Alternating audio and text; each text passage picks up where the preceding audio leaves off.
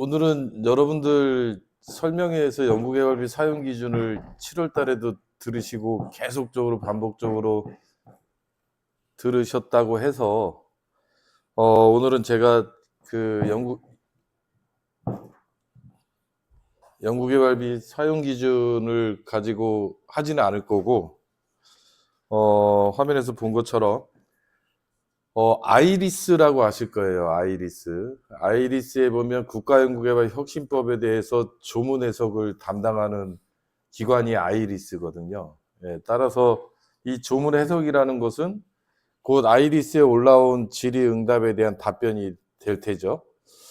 자, 근데 먼저 본격적으로 그래서 제가 한 58개 정도 사례를 여러분들이 평상시에 실무를 하면서 연구기관이 참 잦은 혼돈도 하고 잦은 질의를 하는 건들만 엄선해 가지고 여러분들한테 같이 해설을 좀 해드리고자 취합을 좀 해봤는데, 자, 그러면 먼저 아이리스 조문 해석은 그러면 궁극적으로 뭐 질의응답 아니겠느냐? 그렇다면 아이리스에 대한 답변은 법적 근거가 있느냐? 이거대로 해야 되느냐? 뭐 이런 의구심이 먼저 해결이 돼야 되지 않겠습니까? 예, 그 부분에 대해서 과학기술정보통신부에 질의를 해본 결과는 이 아이리스에 대한 답변은 여러분들이나 회계법인이나 연구기관이나 전문기관에서 아이리스에 질의를 올리면 일단 키스텝에서 답변을 작성을 합니다. 그거로 바로 답변이 올라가는 게 아니라 과학기술정보통신부 혁신본부까지 올라가서 거기 담당 사무관님들의 승인을 거친 다음에 아이리스에 올라가요. 예, 그렇기 때문에 답변이 좀 늦어지는 이유가 그런 건데, 따라서 과학기술정보통신부에서는 아이리스에 대한 조문 해석은 법적 근거가 있다라고 답을 줬습니다. 따라서 아이리스에 있는 답이, 물론 아이리스에서 답변을 준 내용은 각 전문기관에서 다르게 해석을 할 수는 있어요. 각 전문기관이 추진하는 사업의 목적과 취지에 따라서 중앙행정기관이 장이 다르게 정함을 할 수 있다라는 규정에 의거해서 각 전문기관에서 다르게 해석할 수는 있겠으나 아이리스에서 나온 답변은 일단 법적 근거는 있다. 이렇게 보시면 될 것 같고요. 저는 그래서 공통계산 기준 및 인건비부터 시작해서 간접비까지 실무적으로 여러분들이 회계법인 등에 많은 질의를 하고 그 다음에 회계법인과 정산 과정에서 많은 악의가 있었던 그런 부분만 아이리스에서 발췌를 해서 해결을 해드리고자 합니다. 시간이 2시간이라는 한계밖에 없어서 제가 58개 정도, 한 60개 정도 슬라이드를 만들었는데, 그러면 한 개 슬라이드당 2분씩 해야 된다는 얘기인데, 그래서 좀 가벼운 질의는 살짝 넘어가고 좀 이거는 해설도 좀 필요하겠다라고 판단되는 부분은 제가 강의를 좀 진행하면서 연구개발비 사용기준도 설명해드리고 그 다음에 혼돈스러운 부분 이해를 좀 해드리려고 해요. 미리 말씀드리면은 근래에 들어서 뭐 회계법인이든 전문기관이든 아니면 뭐 다른 회계법인의 회계사들이든 연구기관이든 가장 혼돈스러운 부분이 외부 인건비 대상자에 대한 현금 계산 부분. 어디까지가 현금이 인정되느냐. 뭐 이거를 뭐 갑론을박이 되게 많고 한데 아이리스에서는 싹 정리를 해줬어요. 그거를 제가 오늘 사례를 보여드리면서 여러분들한테 그 부분도 좀 해결을 해드리려고 하고 있으니 더불어서 지금 이 교육은 유튜브로 촬영이 되고 있습니다. 유튜브로 촬영을 해서 나중에라도 여러분들이 또 추가적으로 들으실 필요가 있을 경우에는 우리 진흥원 홈페이지나 정동회계법인 유튜브 채널, 그 다음에 정동회계법인 정산본부의 홈페이지가 있죠. 그 홈페이지 들어오시면 언제든지 다시 들으실 수 있다라는 걸 안내 드리고요. 자, 그러면 시간 관계상 모두 발언은 이 정도로 하고, 자, 첫 번째는 공통계산 기준에서 제가 타이틀 부분을 연구비 카드라고 잡았어요. 이 연구비 카드 잡은 게 뭐냐면 질의 내용은 간단해요. 말 그대로 연구비 카드 사용이 불가능한 예외적인 경우 한해 현금 또는 개인 카드의 사용이 가능한가요? 이렇게 질의를 해요. 자, 답변을 보기 전에 밑에 관련 규정을 보게 되면 일단 어떻게 되어 있냐면 연구개발비 사용기준 22조 5항에 따라서 연구개발기관회장은 직접비를 사용할 때 연구비 카드를 사용하거나 계좌이체 형태로 사용해야 한다라고 이 원칙이 되어 있어요. 예, 그러면서 아이리스는 답변을 하는 게 어떻게 되어 있냐면 연구비 카드 사용이 불가능한 상황에서도 법인카드를 사용하는 것이 원칙입니다. 법인카드. 예, 일단은 연구비 카드 사용이 원칙인데 공교롭게도 연구비 카드가 불가피한 상황에서 연구비 카드를 못 쓴다. 이게 뭐겠습니까? 연구비 카드가 발급되기 전 아직 연구비 카드가 안 나왔어요. 과제가 시작됐는데 그런 경우에 법인 카드를 쓸 수 있다라는 얘기인데 개인 카드인 경우에는 딱 한 가지 사례만 드러났습니다. 지금 보여지는 것처럼 다만이라고 되어 있는 부분인데요.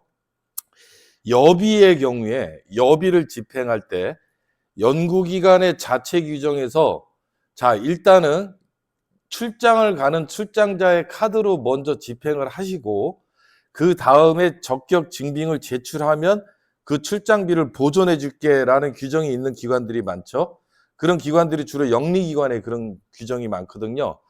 그랬을 때 여비 규정은 연구기관의 자체 규정을 따르라고 해서 우리 규정을 따랐는데 그래서 개인 카드를 먼저 쓰고 그 다음에 연구비를 청구하게 됐는데 개인 카드가 안 된다 그러면 어떻게? 그래서 예외적으로 그렇다면 연구기관의 자체 규정상 여비에 대해서 개인 카드를 먼저 써도 좋고 그리고 나서 적격 증빙을 뭐 회계팀이나 이런 데 제출을 했을 때 여비를 보전해주는 그런 규정이 있을 경우에만 개인 카드가 인정이 됩니다. 그때 개인 카드는 계좌이체 방식으로 간주해서 인정해 주는 거예요. 예, 그거를 개인 카드 사용을 인정해 줬다는 게 아니라 그런 경우는 연구비 카드 또는 계좌이체 형태로 써야 되는데 계좌이체 형태로 쓴 거로 간주해서 인정해 주는 겁니다. 따라서 이 예외 조항 말고는 어디에도 개인 카드를 써도 된다라는 규정이 없어요. 따라서 여러분들은 실수로 개인 카드를 썼다. 아니면 연구비 카드가 책임자가 갖고 계시는데 국외 출장으로 가시면서 가지고 가가지고 어쩔 수 없이 개인 카드로 썼다. 안 됩니다. 법인 카드 쓰셔야 돼요. 근데 여기서 한 발짝 더 나가면 법인 카드를 쓰시더라도 그냥 회사에서 쓰는 법인 카드를 그냥 쓴다고 인정되는 게 원칙적으로는 아닙니다. 어떤 법인 카드를 특정해서 그 카드를 시스템에다가 연구비 카드 대용으로 등록을 시켜놓고 다른 회사의 운전자금과 통용해서 사용하지 않는 법인 카드가 인정되는 거예요. 원칙적으로. 예, 거기까지 말씀드렸다라는 내용이고요. 자, 다음은 이제 연구공간 임차료 부분인데요. 이 연구공간 임차료 부분도 어떤 규정이 있냐면 맨 밑에 보면은 공통사용기준, 공통인정기준이라고 있죠. 연구개발비 사용기준을 보게 되면.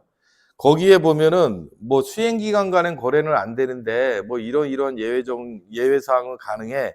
라고 해놓고 맨 밑에 이런 규정이 있어요. 공간 임차료에 대해서 중화행정기관회장이 인정하지 아니한 연구개발기관 내부 또는 외부 연구공간의 임차료는 승인받고 해라. 승인을 안 받으면 불인정된다라는 얘기예요. 따라서 여러분들이 첫 번째 연구공간에 대한 정의가 명확해야 되고 그 다음에 연구공간에 대한 임차료를 추가로 했을 때 사전에 승인을 득해야 된다라는 내용이 시사하는 바입니다. 그런데 이런 거를 잘 안 지키는 경우가 있어서 그래서 지리자는 이렇게 얘기했어요. 자, 이런 규정이 있다는 건 알겠는데 그렇다면 연구공간의 의미가 뭐야? 이렇게 물어보네요. 그랬더니 연구공간이든 연구시설 장비든 간에 연구시설 장비비로 집행이 되는 대상이 되는 부분에 대해서 내가 연구시설 시설에 해당돼 장비에 해당돼 연구 비품에 해당돼 연구 공간에 해당돼 연구 공간은 시설이죠. 거기에 해당되는 것을 판단할 때 여러분들은 국가연구개발시설 장비의 관리 등에 관한 표준 지침이라고 있습니다. 여기 국가연구개발시설 장비의 관리 등에 관한 표준 지침이라고 있는데 이거를 보면은 연구 장비, 연구 비품, 연구 시설에 대한 정의가 여기에 다 나와 있어요. 따라서 여기에 부합되는 것만 연구시설 장비비를 쓸 수 있는 겁니다. 예, 이걸 보셔야 돼요. 그래서 혁신법 규정이나 연구개발비 사용 기준에 보면은 안 되고 연구시설 장비비로 내가 써도 되는지에 대한 사용 용도를 보시려면 이걸 보셔야 됩니다. 국가연구개발 시설 장비의 관리 등에 관한 표준 지침. 이건 어디서 다운받는데요? 다운받기 힘드시면 정동회계법인 홈페이지에 오시면 다운받을 수 있습니다. 예, 거기서 다운받으시면 되고요. 이걸로 연구공간의 정의를 내리는데, 자, 그 다음에 여기서 말하는 임차료. 이 임차료는, 자, 임차료에 대해서 중앙행정기관회장이 인정이 필요하다, 사전 승인이 필요하다라는 것까지는 이제 알겠는데, 또 중요한 게 뭐냐면, 여기서 말하는 이 연구공간의 임차료가 뭐냐면, 추가를 의미하는 겁니다. 추가. 여기. 연구개발기관의 추가를 의미하는 거고, 신설은 해당 사항이 안 돼요. 신설은. 즉, 내가 연구기관에 선정이 된 다음에 연구공간을 마련해야지 이거는 해당이 안 돼요. 왜? 여기 돼 있잖아요. 연구개발기관이 기본적으로 갖춰야 하는 것이 바람직하다. 이것도 없이 신청해서는 안 됐다. 예, 그래서 연구를 하다 보면은 내가 연구공간이 있었는데 추가로 필요하는 경우, 뭐 내부가 됐던 외부가 됐던 간에 그 연구공간의 정의는 이 표준 지침에 보시면 되고, 여기에 부합되는 연구공간이라면 사전에 승인을 득해야지만 가능하다라는 의미입니다. 이것도 너무 간과하는 부분이 많아서 제가 좀 집어드렸고요. 자, 다음은 이제 근래에 가장 많이 나오는 영리기관에 오신 분들 좀 집중하셔야 될 것 같아요. 인적, 물적 구분이 곤란한 경우라고 돼 있어서 영리기관으로서 계열사 등으로 법인이 분리되어 있으나 인적, 물적 구분이 명확하지 아니, 그렇게 하면 불인정인 겁니다. 그랬을 때 기존에는 그렇다면 이 규정은 알겠는데 저렇게 인적, 물적 구분이 곤란하다라고 생각되는 판단 기준이 뭐야? 그게 여태까지 없었어요. 그런데 최근에 매뉴얼을 개정하면서 이렇게 완벽하게 나타났습니다. 따라서 거래를 하면 안 되는데, 왜냐하면 그거는 특수관계자의 거래로 부당한 이득을 취하는 걸 방지하는 게 목적이기 때문에 이런 거래를 하면 안 되는데, 여러분들이 알아야 될 건 뭐냐면, 그렇다면 뭐가 이 대상인데를 알아야 되죠. 그게 바로 이거예요. 대표자 또는 최대 지주가 동일하거나 아니면 대표자 또는 최대 지주가 가족관계인 경우인데, 가족관계면 보통 부모, 자식 여기까지는 알겠는데 이게 중요합니다. 동거를 하는 형제자매까지 포함해요. 내가 형제자매하고 같이 살면은 그 사람이 하고 있는 회사랑 거래하면 안 돼요. 네, 거기까지도 안 되고, 그 다음에 중요한 게 뭐냐면 지분관계인데 지분율을 30% 이상 출자관계가 서로 형성돼 있으면 안 됩니다. 우리 회사가 30% 이상을 출자하고 있거나 우리 회사에 대해서 30% 이상을 출자하고 있으면 거래하시면 안 됩니다. 예, 이게 인적, 물적 구분이 곤란한 관계라고 칭하는 겁니다.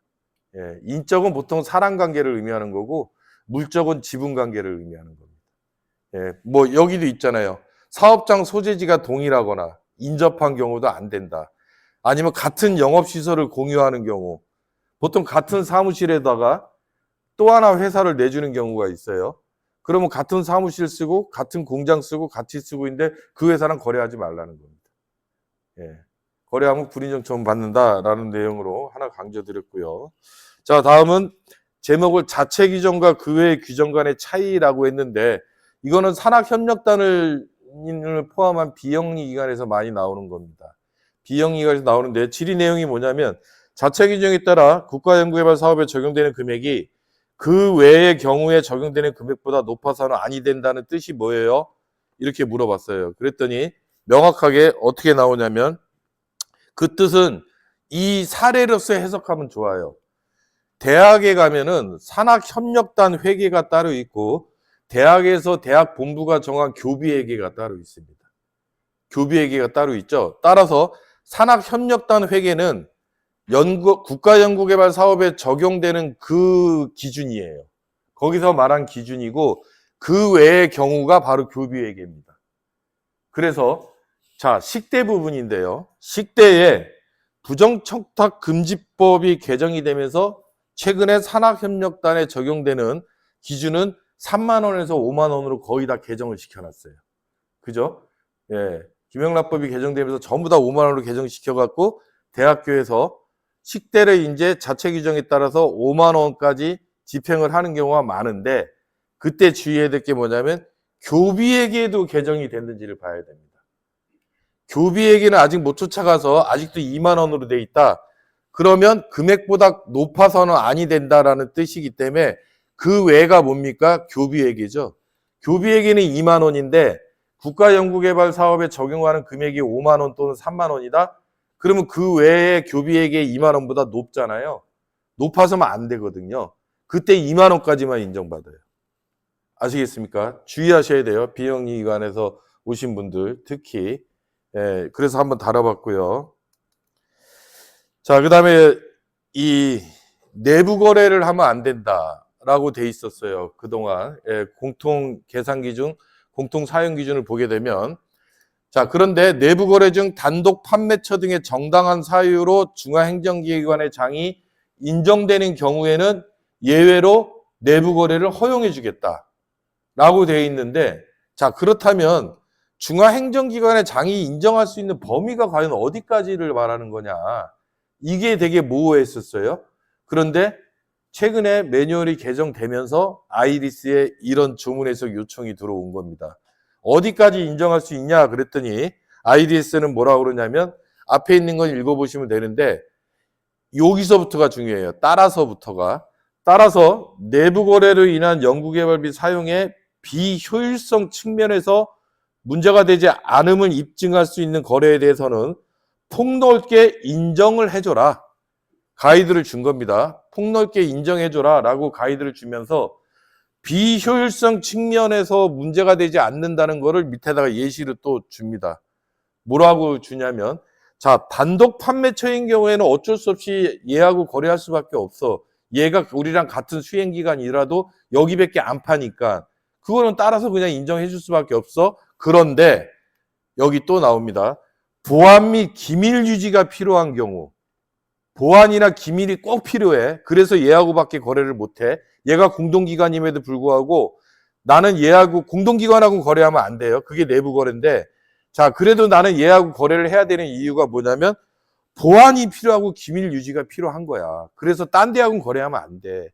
그런 경우나 아니면 경제성 측면에서 비록 얘가 공동기관이지만 얘랑 거래하면 다른 데보다 훨씬 싸.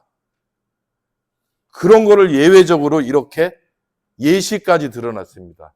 따라서 이게 시사하는 바는 뭐냐면 이제는 내부 거래에 대해서 과거에 이런 조문 해석이 나오기 전에는 어떤 문제가 있었냐면 모 대학 교수님이 주관기관인데 공동기관에서 무슨 반도체 칩 프로그램을 의뢰했는데 그 외부에다가 뭐 삼성전자나 하이닉스 이런 데다가 의뢰를 하면 8천만 원을 받는데 그 회사 공동기관인데 그 회사에다가 의뢰를 하면 4천만 원에 자기가 원하는 커스터마이징까지 해준대요. 그럼에도 불구하고 공동기관하고 거래기 때문에 내부 거래로 불인정 처분받았습니다. 그런 불합리함성을 개선하고자 이렇게 바뀐 거예요.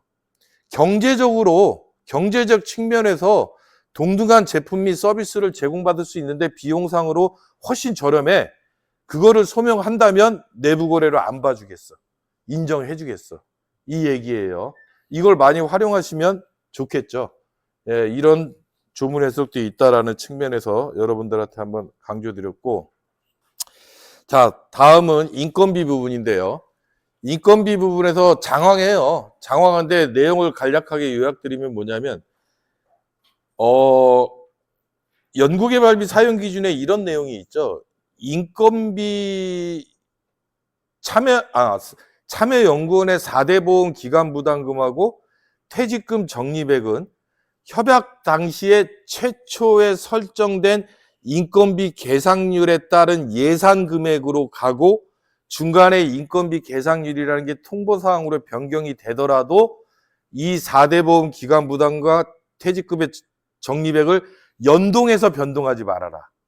이런 규정이 있죠. 인건비 계상률이 첫 초에 50%였기 때문에 나는 50%에 맞춰서 4대 보험하고 퇴직금 적립액을 설정을 했는데 중간에 이 사람이 10%로 바뀌었다고 해서 그럼 다시 이걸 취소해야 되느냐? 아니면 100%로 늘리면 또 늘려줘야 되느냐? 행정적 부담이 너무 커요.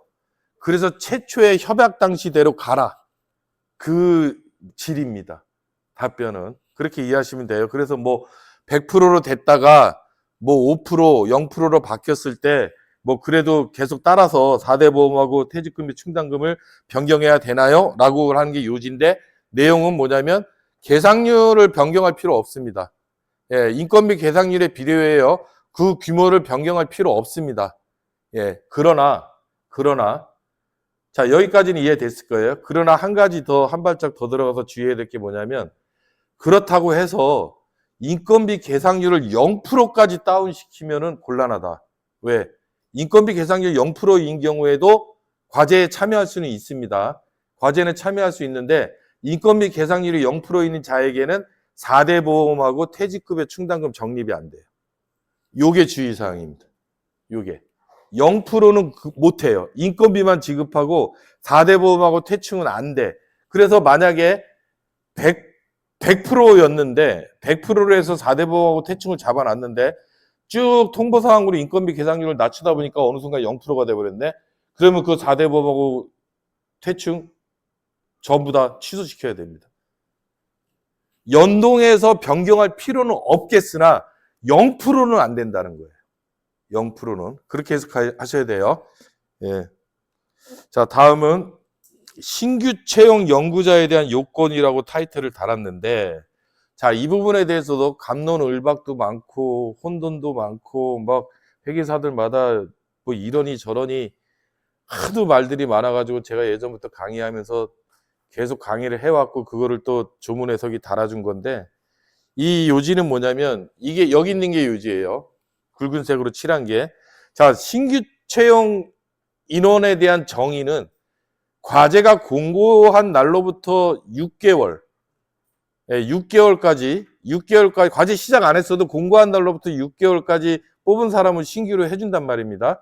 신규로 해주는데 여기서 질의 내용이 뭐냐면 그 사람을 뽑아놨어요. 6개월 이내에. 과제 공고일로부터 6개월 이내에 뽑아놨어. 그러면 신규 자격은 되잖아요. 그런데 그 사람을 과제 참여를 안 시켰어. 안 시키고 있다가 1년이 지난 다음에 2000년도에 그 사람을 과제에 참여시켰을 때 이 사람을 신규 연구자로 봐줄 수 있느냐. 이게 질의의 요지입니다. 어렵죠? 그 여러분들 다 못하실 거예요.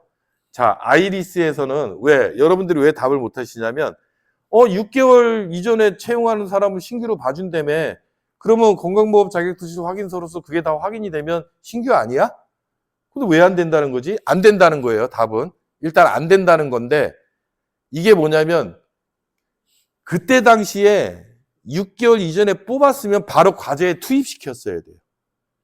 그래서 인정해주는 취지예요. 과제에 투입할 목적으로 6개월 이내에 채용했을 때 신규자로 봐주는 거지 투입도 안 하고 그냥 뽑아놓고 있다가 1년 지났으면 안 된다. 그거는 취지가 아니다. 그 뜻이에요. 조심하셔야 됩니다. 무조건 신규자를 갖다가 여러분들 신규자로 새로 뽑은 사람을 이건 6개월이 아니라 신규자에 대한 다 동일한 내용인데 자, 나는 새로 뽑았어. 이 사람을 뽑았는데 과제에 참여시키지 않은 거야. 그냥 회사에서 계속 근무를 하고 있다가 1년 딱 지난 다음에 2000년도에 과제에 투입시켰을 때 이 사람이 기존 인력이냐 신규냐 따져야 되죠. 그 사람은 기존 인력입니다.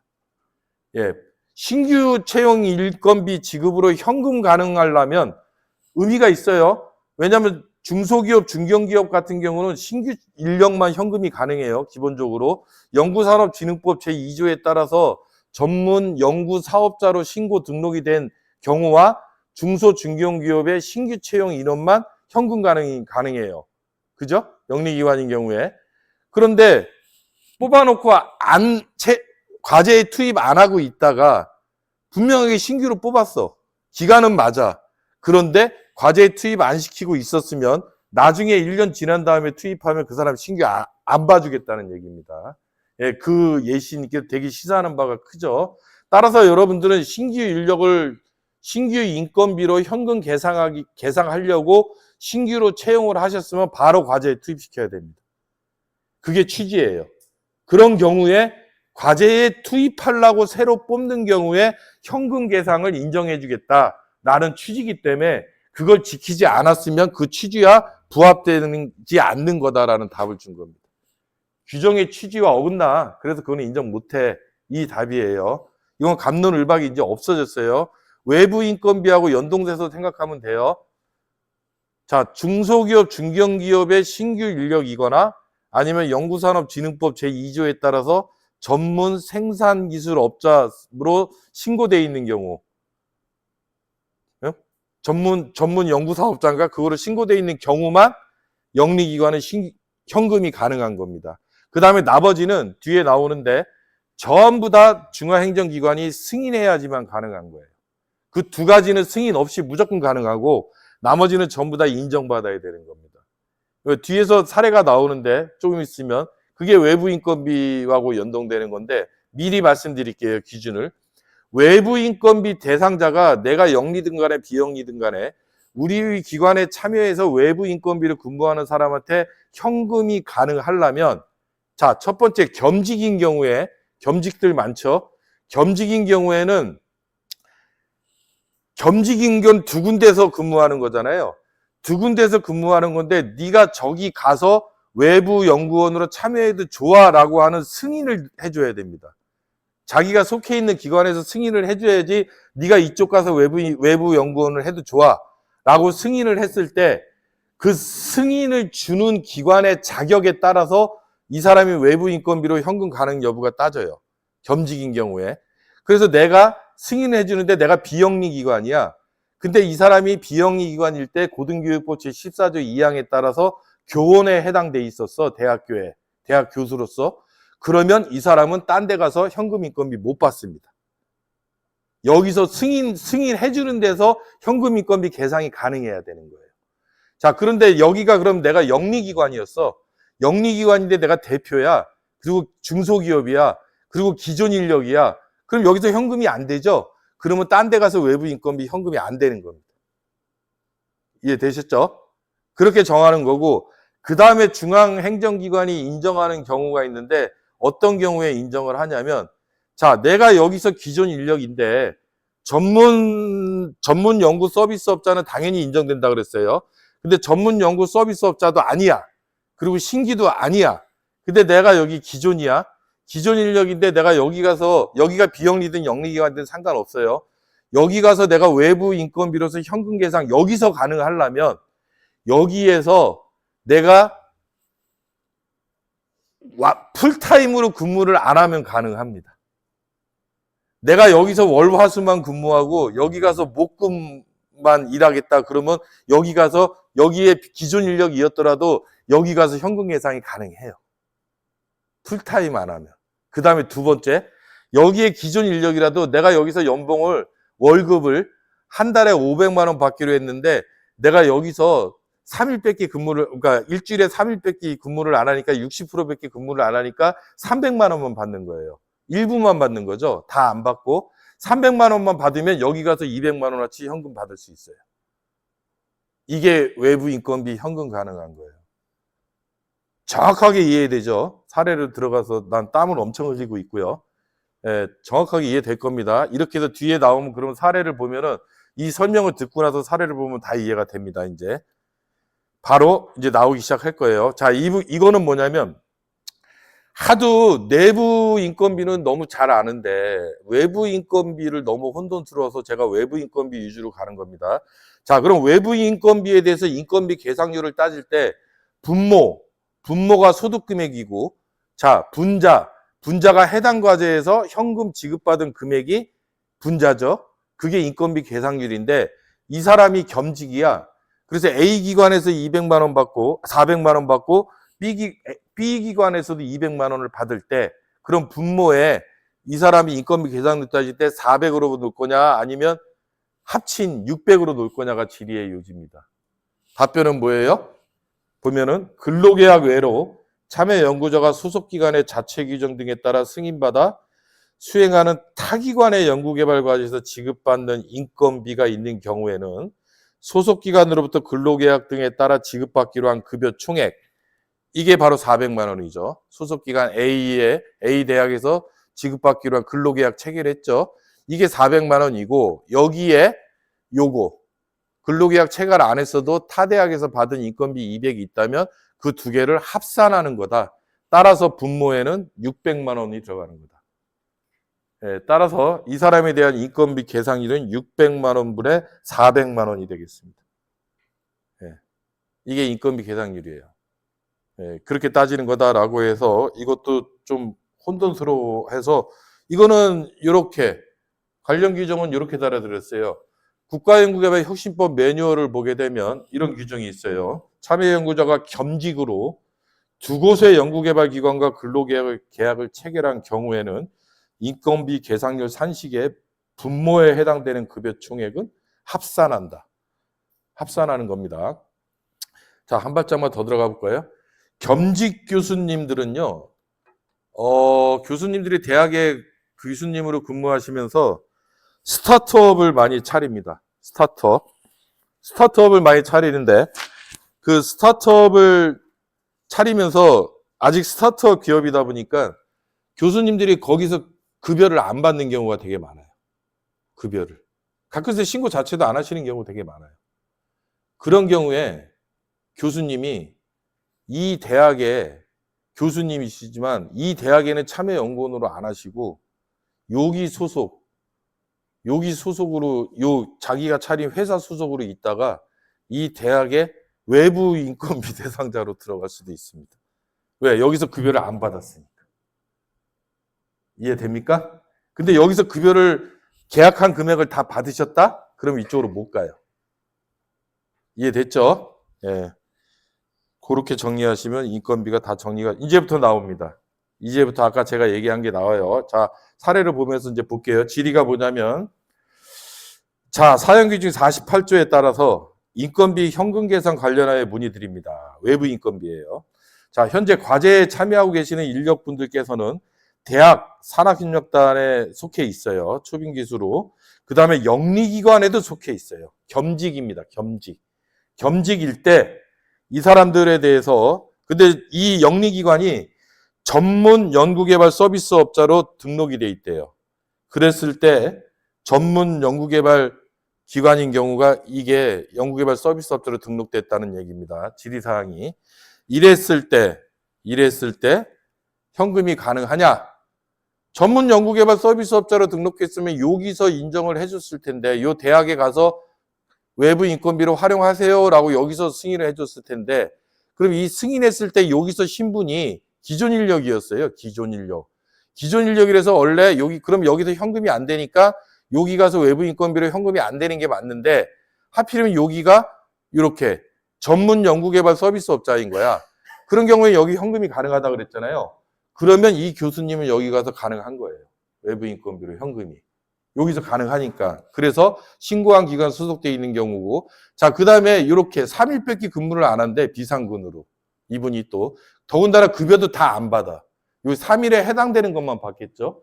급여도 다 안 받으니까 뭐라 그래요? 급여를 일부만 지급받고 겸직 승인을 받아 비영리기관에서 수행하는 과제에 참여하는 경우라면 인정받아 현금 인건비를 계상할 수 있다라고 돼 있죠. 그래서 연구사업자로 신고한 기관에 소속돼 있으면 승인이 필요 없이 그냥 인정이 되는 거고 요게 아니더라도 일부만 받고 있다면 그때는 인정받아서 현금이 가능한 거예요. 이해됐어요? 승인이 필요 없는 건 딱 두 가지밖에 없습니다. 신규 채용 인원이거나 중소 중견기업의 신규 채용 인원이거나 아니면 전문 연구개발 사업자로 신고되어 있는 경우만 승인 필요 없이 그냥 가서 외부 인건비로 현금 계산 가능한 거고 나머지 일부만 근무하거나 급여를 일부만 받거나 하는 경우에는 가서 승인 받으면 돼요. 대부분 승인해 줍니다. 이걸 예시 들면 이해됐어요? 네, 이제 정리가 좀 될 거예요. 이게 그 사례고요. 자, 다음 사례 또 계속 가볼게요. 비슷해요. 자, 역시 또 외부 인건비입니다. 영리기관 소속 임직원에는 현금으로 인건비를 계상할 수 없다. 계속 강조해요. 안 된다고. 자, 그런데 해당 규정에 따르면 해당 참여 인력이 영리기관에 소속되어 정기적으로 인건비를 지급받는 것과 관계없이 영리기관의 소속임을 확인되는 경우 현금으로 인건비를 계상할 수 없다는 뜻인지, 그냥 영리기관 소속이고 기존 인력이면 무조건 현금이 안 된다는 뜻인지, 아니면 정기적으로 인건비를 받아야지만 안 된다는 뜻인지, 지급받지 않는 자는 현금으로 인건비를 계상할 수 있는 거 아니에요? 라고 질문을 해요. 아까 제가 얘기한 내용이죠. 자, 그랬더니 답을 뭐라고 해요? 일단은 영리기관의 소속인지 아닌지 따질 때는 건강보험 자격증 확인서로 따진다 라고 답을 주고요. 거기에 직장가입제로 돼 있으면 일단 그쪽 소속입니다. 근데 만약에 건강보험 자격증 확인서상에 그쪽에 직장가입자로 안 돼 있다, 이 사람이 그냥 계속 지역가입자로 돼 있다, 그러면 그 영리기관 소속 아니에요. 네, 그거를 일단 따지는 거고. 근데 소속이야. 그랬을 때, 자, 보세요. 영리기관 소속의 임직원에 대한 현금 인건비 계상 제한은 해당 연구자가 원 소속기관으로부터, 그게 영리기관이죠. 원 소속기관으로부터 인건비를 지급받고 있음을 전제로 한 것이다 라고 돼 있습니다. 이게 중요하죠. 인건비를 지급받고 있는 경우를 전제로 하는 것이기 때문에, 따라서 원 소속인 영리기관으로부터 인건비를 지급받고 있는 연구자가 비영리기관의 연구개발 과제에 참여하여 현금 계상을 하려는 경우에는 승인을 따로 받아야 된다라는 겁니다. 지급받는 경우에는. 그 얘기는 반대로 해석하면 뭡니까? 지급받지 않는 경우에는 승인받지 않아도 된다라는 뜻이에요. 이해됐습니까? 예. 자, 또 비슷한 게 또 있어요. 자, 이제는 휴학생입니다. 휴학생. 자, 보통 중소기업들을 하는 대표님 같은 경우에 대학원 많이 다니시죠? 박사과정이나 석사과정. 그런 케이스로 보시면 돼요. 자, A대학 소속 학생이에요. 그냥 석사과정이라고 볼게요. 이분이 휴학해서 창업을 해가지고 기업을 하나 만들었어요. 그냥. 예, 학생이 휴학해가지고 그냥 창업 기업을 하나 만들었나 봐요. 거기에 대표님이 되셨대요. 그게 B고요. 자, 그랬을 때 A대학의 연구과제의 외부 참여원으로 과연 참여할 수 있을까요? 이 B대학의 대표님인데, 대표님이라면 기준 인력일 텐데, 그러면 일단은 기준 인력이면 여기서 현금이 안 되잖아요. 그러면 A대학의 외부 참여 연구원으로 일단 현금이 안 된다고 머릿속에 떠올라야 돼요. 자, 그래서 답이 뭡니까? 혁신법이 하위 규정에서는 연구자의 연구개발 참여에 제한하고 있지 않으면 참여는 할 수 있어요. 1번처럼. 지금 왜 질문이 뭐냐면 인건비가 현금 가능하나요? 라는 건 2번 문제고 1번에서는 참여할 수 있나요?를 물어봤어요. 그러면 참여는 할 수 있어요. 일단은. 예. 참여는 할 수 있는데 두 번째 질의를 보면 현금 인건비가 이제 가능하냐라고 물어보는데 역시 이렇게 나오죠. 영리기관 소속 임직원에게 현금으로 인건비를 계상하라는 경우에는 자, 국가연구개발서 연구개발 사용기준 39조에 따라서 중앙행정기관의 장에 인정을 득하여야 된다. 왜? 기존 인력이니까. 근데 전문 연구사업자로 등록돼 있으면 인정 안 받아도 된다. 이렇게 되는 거죠. 이해되죠? 이 사례를 보니까 예, 그렇게 해결하시면 됩니다. 또 나와요. 그래서 한번 또 다뤄봤어요. 여러분들한테 아주 그냥 이번에 해결을 해드리려고 여러 개를 달아봅니다. 자, 영리기관 겸직 연구원 인건비 또 역시 자, 사용기준 48조 4항에 따르면 영리기관 소속 임직원에 대한 조항이 추가되었습니다. 법령 개정사항 관련해서 영리기관 소속 임직원에 대한 해석이 무엇인지요? 영리기관에 대한 소속 임직원은 건강보험 자격증 확인서로서 직장가입자로 돼 있는지를 따진다. 이게 답이고요. 자, 두 번째 질의가 뭡니까? 비영리기관과 영리기관의 각 자체 규정에 따른 근로계약 체계로 겸직 중인 자, 대학에서도 근로계약 체결했고요. 자, 영리기관에서도 근로계약 체결했어요. 이렇게 겸직 중인 연구원에 대해서 비영리기관 R&D 과제 참여에 대한 인건비 지급 계산 가능 여부를 문의드립니다. 이렇게 돼 있어요. 그러면서 자, 수, 목요일은 대학에서, 그 다음에 월요일, 화요일은 영리기관에서 이렇게 근무를 한대요. 답이 뭡니까? 2번의 답이 자, 원 소속기관 영리기관으로부터 인건비를 지급받고 있는 연구자가 비영리기관의 겸직으로 연구개발 과제에 참여하여 현금 인건비를 계상하는 경우에는 전문기관의 승인을 받아야 됩니다. 라고 되어 있습니다. 승인을 받아야 됩니다. 그러니까 이런 경우에도 아니 아까 그랬잖아요. 조금씩 근무하면 인정이 된다며. 그러나 제가 무조건 인정이라고는 안 했죠. 무조건 인정은 신규 인력과 전문 연구 사업자만 무조건 인정이고, 요렇게 승인을 받긴 받아야 되는데 요런 사유라면 대부분 승인을 해준다는 거죠. 예, 따라서 승인은 들어가야 됩니다. 승인을 안 들어가고 무조건 인정받는 건 두 가지밖에 없어요. 나머지 승인을 받아야 된다, 이렇게 이해하시면 될 것 같고요. 자, 외부 인건비 미지급 했는데, 자, 외부 인건비로 그래 참여는 가능하다 그랬어. 그러면 내가 현금 계상이 안 된대. 그리고 이쪽은 비영리기관이다 보니까 현물이 없어. 그러면 나는 참여를 가능하면은 인건비 계상률 0% 참여 가능한가? 그게 질문의 요지입니다. 그죠? 네, 현금은 안 된다고 하니까 그러면 참여는 하고 싶은데, 그러면 계상률을 0%로 해서 참여하면 되나? 됩니다. 인건비 계상률을 0% 참여해도 되는데, 문제는 0%를 참여했을 때 가능은 해. 참여가 가능합니다. 그런데 4대 보험하고 퇴충 적립이 안 돼요. 그것도 생각하시면 돼요. 이해가 이제 돼갈 겁니다. 계속 반복적으로 주입으로 사례를 드리고 있기 때문에. 자, 역시 이번에는 이제 비전인 교임이라고 해서 14조와 17조가 충돌됐을 때, 뭐 이 내용인데 한번 볼게요. 자, 비영리기관은 초빙기원의 현금 인건비 계상이 가능한데요 라고 돼 있죠. 겸임교원과 여기 보세요. 고등교육부 17조에 따른 초빙 및 겸임교원은 현금 인건비가 가능해요. 고등교육부 14조 2항에 따른 14조에 따른 교원은 현금 인건비가 안 돼요. 대학에서. 근데 17조에 따라서 초빙교원이나 겸임교원은 현금 인건비가 됩니다. 이것도 몰랐을 거예요. 17조와 14조인데 고등교육부 17조에 따르면 현금 인건비가 대학도 가능합니다. 근데 14조에 해당되는 사람이면 안 돼요. 현금 인건비가 안 되는 거예요. 자, 그런데 만약에 타기관 소속을 두어 급여를 받는 자가 본교, 초빙, 겸임이 된 경우에도 해당 교원에 대한 현금 인건비 계상이 가능한가요? 이렇게 물어봐요. 그래서 뭐라 그러냐면, 이거는 뭐냐면, 이 사람 질의의 취지가 뭐냐면 이거인 겁니다. 외부 인건비로 쓰려고 해요. 지금 이 사람을 외부 인건비로 쓰려고 하는데,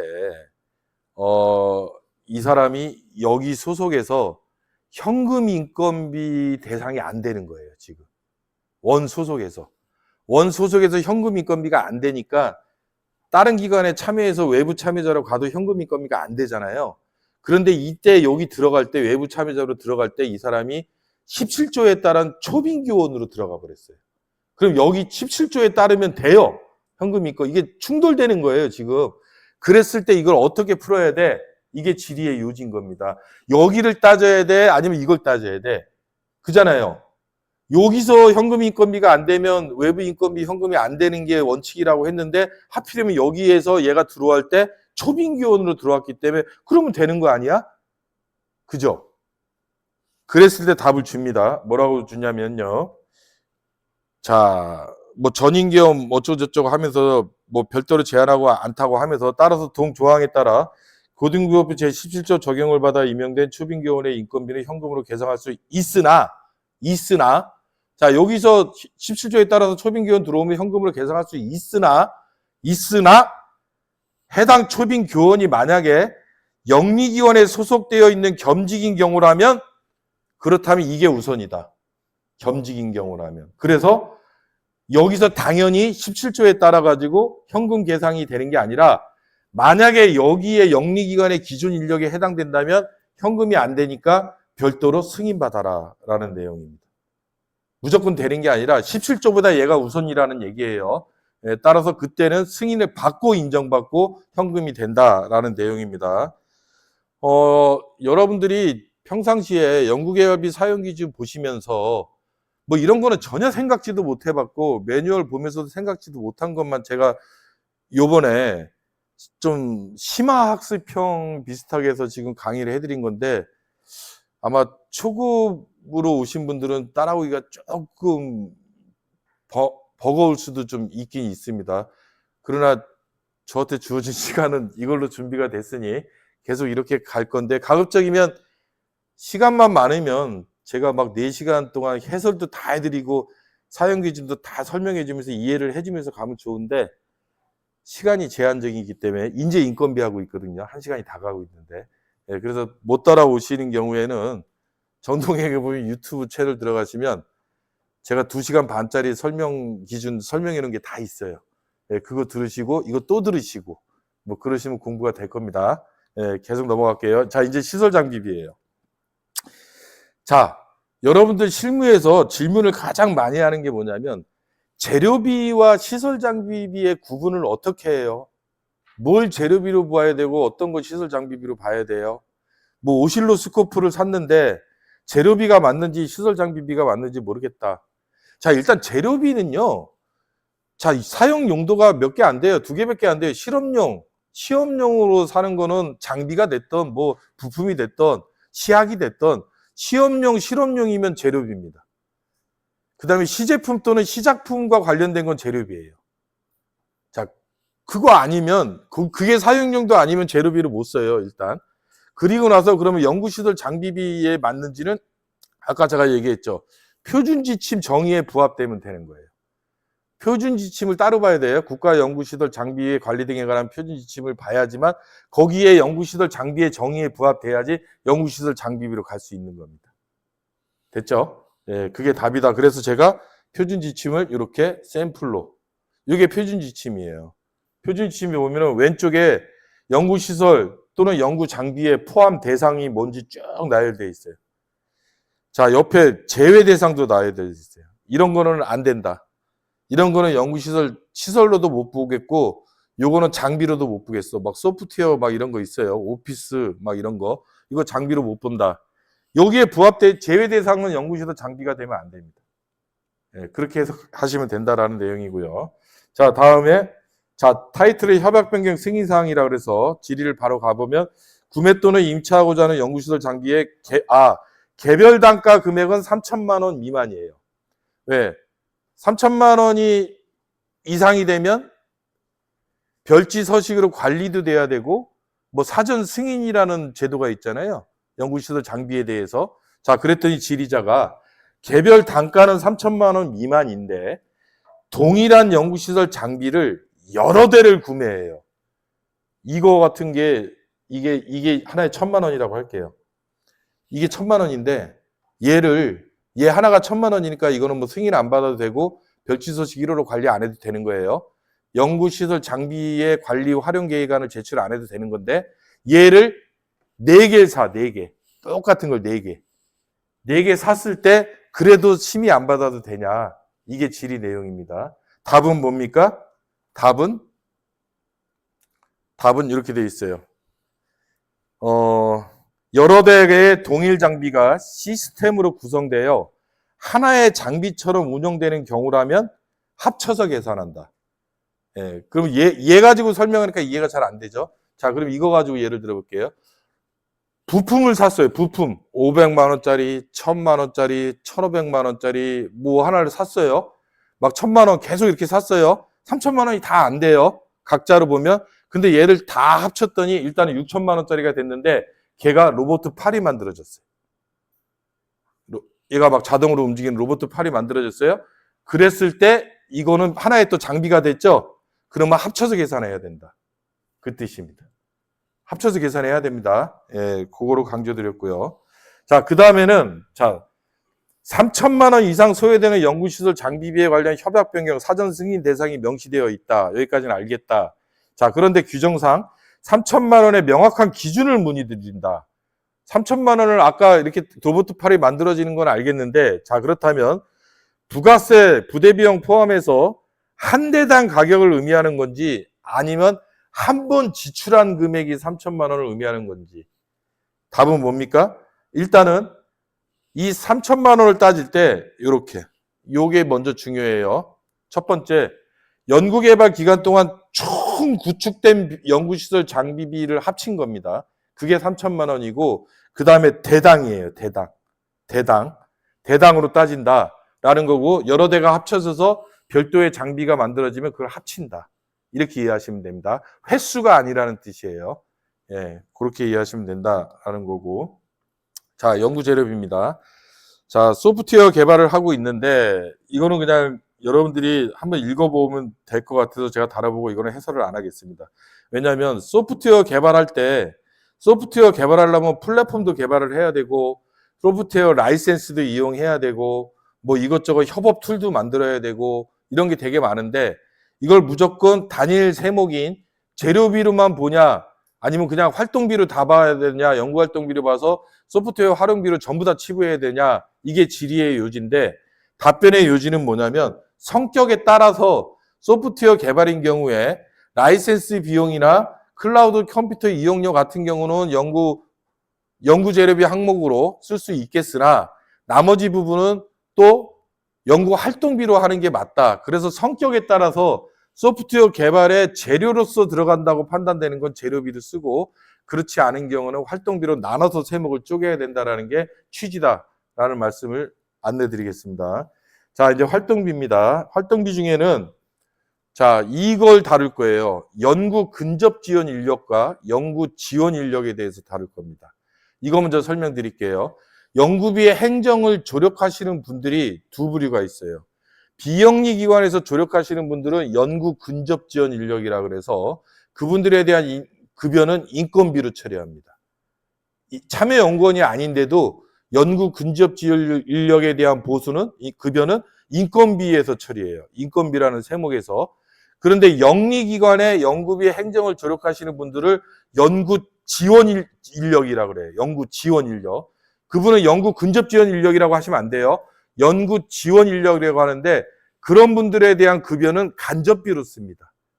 직접비인 인건비로 못 쓰고 간접비의 인력 지원비 항목에서 쓰게 돼 있어요. 자, 그랬을 때 연구 근접 지원 인력은 연구 활동비로 쓸 수 있나요?가 질문의 요지예요. 예, 맞습니다. 연구 근접 지원 인력은 연구 활동비를 쓸 수 있습니다. 쓸 수 있어요. 연구 근접, 왜?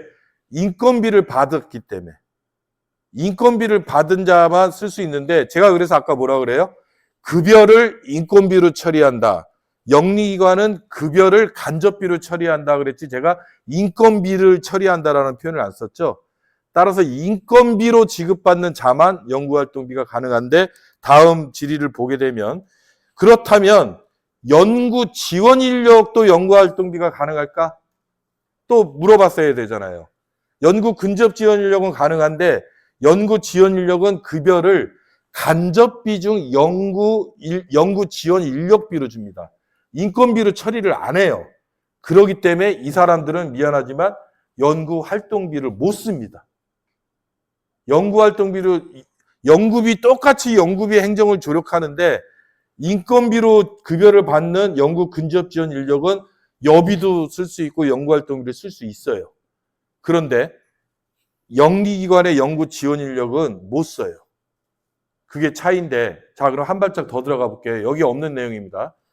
자, 연구활동비는 못 쓰는 건 알겠는데, 자, 그러면 연구비 행정을 조력해 주는 사람이 비영리기관의 연구 근접 지원 인력이고, 영리기관의 연구 지원 인력이라고 하는데, 그럼 이 사람들한테 연구 수당은 지급할 수 있나요?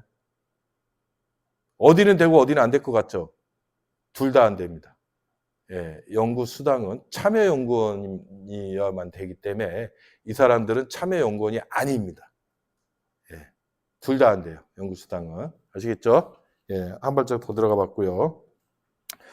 자, 이제 전문가 연령비인데 이거는 뭐냐면 그 전문가 활용비를 지급할 때 연구기관에 소속돼 있는 비영리 기관에 소속돼 있는 자에게 지급하려면 최소 단위 부서를 따져서 최소 단위 부서가 틀리면 가능해요. 근데 영리기관은 최소 단위 부서 따지지 않고 자기네 기관 소속이면 무조건 안 돼요. 전문가 활용비가. 그 규정에 대한 질입니다. 그렇게 보시면 되고 요거는 그냥 읽어보시면 돼요. 제가 얘기한 그 내용에 대한 질문이니까 비영리기관은 최소 단위 부서를 따지는데 영리기관은 최소 단위 부서 따지지도 않고 같은 소속이면 무조건 안 된다. 전문가 활용비가. 그렇게 보시면 될 것 같고요. 자, 그 다음에 그래서 최소 단위 부서를 이렇게 따졌는데 요게 시사하는 바는 뭐냐면 아까 제가 얘기한 그대로인데 그러면 최소 단위 부서에 대한 정의가 시사점입니다. 요 질의에 대한 쟁점은 그럼 최소 단위 부서를 뭘로 봐야 되는데 대학인 경우에 대학인 경우에는 뭐 연구실도 있고 뭐도 있고 막 직제상으로는 이렇게 돼. 대학 및 특정 연구기관 육성법 시행령 제3조 1호부터 2호에까지 따라서 연구실을 말한다. 따라서 뭐 특정 연구기관 또는 뭐 정부 출연 국공인 연구기관은 뭐 어쩌고저쩌고 이렇게 써 있는데 하여튼 대학인 경우에는 최소 단위 부서는 연구실 단위로 따진다. 학과도 아니고 단과도 아니다. 연구실 단위로 따진다. 이렇게 보시면 돼요. 랩이 틀리면 가능해요. 연구실이 다르면. 예, 같은 과 교수님인데 같은 학과 교수님이라도 랩이 틀리다, 연구실이 틀리면 최소 단위 부서가 다른 겁니다. 예, 그게 시사하는 바다라는 내용입니다. 예. 그래서 이렇게 나오죠. 밑에 빨간색을 보면 대학의 경우에는 최소 단위 부서를 직제가 아닌 연구실 단위로 규정하고 있으므로 직제가 아니라는 거예요. 연구실 단위로 규정하고 있으면서 A대학과 A대학 내에 복수의 연구실이 있다면 A학과 교수님은 A학과 타 연구실 소속이 교수님에게 전문가 활용비를 지급할 수 있다. 그리고 나서 자, 그러나가 들어갑니다. 단서죠. 그러나 연구소, 자유교양대학의 경우에는 만약 연구실이 따로 구분이 안 돼 있다. 어떤 단과대에 그 안에 연구실이 없다. 그러면 대학으로 따집니다. 대학으로. 단과대로. 그 안에 무조건 연구실이 쪼개져 있어야지 연구실이 최소 단위 부서가 되는 거예요. 그 안에 어떤 연구소든 간에 연구소가 됐던 어떤 단과대가 됐던 간에 그 안에 연구실이 따로 없다. 그냥 연구소 하나가 같은 실이다. 그러면 그게 최소 단위 부서입니다. 아시겠어요? 예, 그렇게 이해하시면 된다라는 내용이고요. 자, 그 다음에 임상 피험자에 대한 연구개발 서비스 활용비가 가능한지 이걸 타이틀로 달았는데 현재 연구의 과제를 수행 중이며 연구과제와 직접적 관련이 있는 임상실험을 진행 예정입니다. 라고 돼 있어요. 임상실험 피험자에 대한 피험비 지급이 발생할 예정인데 임상실험 피험비가 연구활동비 중 외부 전문기술 활용비 중 연구개발 서비스에 해당이 됩니까? 피험자 사례비죠. 피험자 사례비. 예, 피험자 사례비를 써도 됩니까? 라고 되어 있는데 자, 피험자 사례비 같은 경우는 외부 전문기술 활용비가 말하는 여기서 연구개발 서비스 활용이 이런 사례비가 들어가는 게 아니에요. 외부 전문기술 활용비는 기술 도입비, 전문가 활용비, 연구개발 서비스 활용비 이렇게 되어 있는데 기술 도입비는 뭐냐면 다른 사람이 갖고 있는 특허권이나 라이센스를 갖고 와서 내가 쓰고자 할 때 그 비용, 그게 기술 도입비고 전문가 활용비는 말 그대로 전문가 자문 비용이고 연구개발 서비스 활용비는 피험자 사례비가 아니라 임상 시험비 같이 해당 과제와 직접적인 연관성 있는 용역을 외주해 줄 때 그때 연구개발 서비스 활용비고 이 세 개 다 외부 전문기술 활용비, 기술 도입비, 전문가 활용비, 연구개발 서비스 활용비 다 합쳐서 외부 전문기술 활용비라고 하는데 이건 직접비의 40%까지. 예, 이렇게 이해해야 되기 때문에 당연히 연구개발 서비스 활용비 대상은 아니고 연구활동비 중에 그 밖의 비용으로 처리해야 될 것입니다. 예, 그래서 답변도 연구활동비의 그 밖의 비용으로 해소하시는 게 타당하다. 그랬을 때 피험자 사례비를 어느 정도까지 주면 맞냐? 이게 또 이슈가 많았죠. 이 사례비가 5만 원이 적정하냐, 10만 원이 적정하냐, 아니면 부정청탁 금지법 대상이냐? 피험자가 부정청탁 금지법 대상이 아닌데? 그러면 얼마냐? 그래서 과거에 뭐 많은 갑론을박이 있었죠. 많은 사람들이 뭐라고 그랬냐면 사회 통념상 인정되는 수까지. 사회 통념이 얼마인데 그러니까. 그게 되게 모호했잖아요. 그래서 그거에 대한 명확한 답을 줍니다. 뭐라고? 피험비는 연구기관의 전문가 활용비 지급 기준에 준용해서 주면 돼요. 전문가 활용비 지급 기준에 준용해서 피험자 사례비를 주면 돼요. 피험자가 피험자 활동을 했을 때 시간 단위로 2시간 이내에 활동했다 그러면 얼마? 2시간 이상 했다 그러면 얼마? 그 사람이 뭐 장관급이다, 무슨 급이다 따라서 다 자격이 틀리잖아요. 거기에 따라 가지고 하면 된다라는 내용이고 그러면 우리는 중소기업이기 때문에 전문가 활용비에 대한 자체 규정이 없는데요. 그럼 자체 규정이 없는데 그럼 우리는 어떻게 해요? 그랬을 때는 실비입니다. 실비. 예, 그냥 지급하는 금액일 수밖에 없어요. 예, 다른 규정이 없습니다. 그런 경우에는. 그랬을 때 100만 원. 우리는 규정이 없어서 100만 원이 우리 실비야. 100만 원을 줬어. 지급했어요. 그럼 불인정 처분해야 되나요? 불인정 근거가 없잖아요. 불인정 근거가 뭔데? 없죠. 100만 원이 많은지 적은지는 야, 우리가 비록 중소기업이지만 내가 지분 100% 갖고 있는데 내가 재산이 1조야. 어? 난 100만 원 돈도 아니야, 나한테는. 뭐 100만 원이 많다 그래? 아니 뭐 사례비 정도 해도 1000만 원, 1억도 아니고 100만 원 좀 줬는데 그게 왜 많아? 기준이 없죠. 기준이 없으면은 일단 불인정할 수 없어요. 예. 그러나 계속적으로 100만 원을 줬는지를 가서 따져보겠죠. 이 과제에서만 100만 원을 줬는지 아니면 이 회사에서 계속적으로 100만 원을 줘왔는지 그걸 따져보겠죠. 예, 그래서 계속적으로 과거에는 5만 원씩 줬는데 이 과제에서만 100만 원 줬다? 그러면 불인정 받습니다.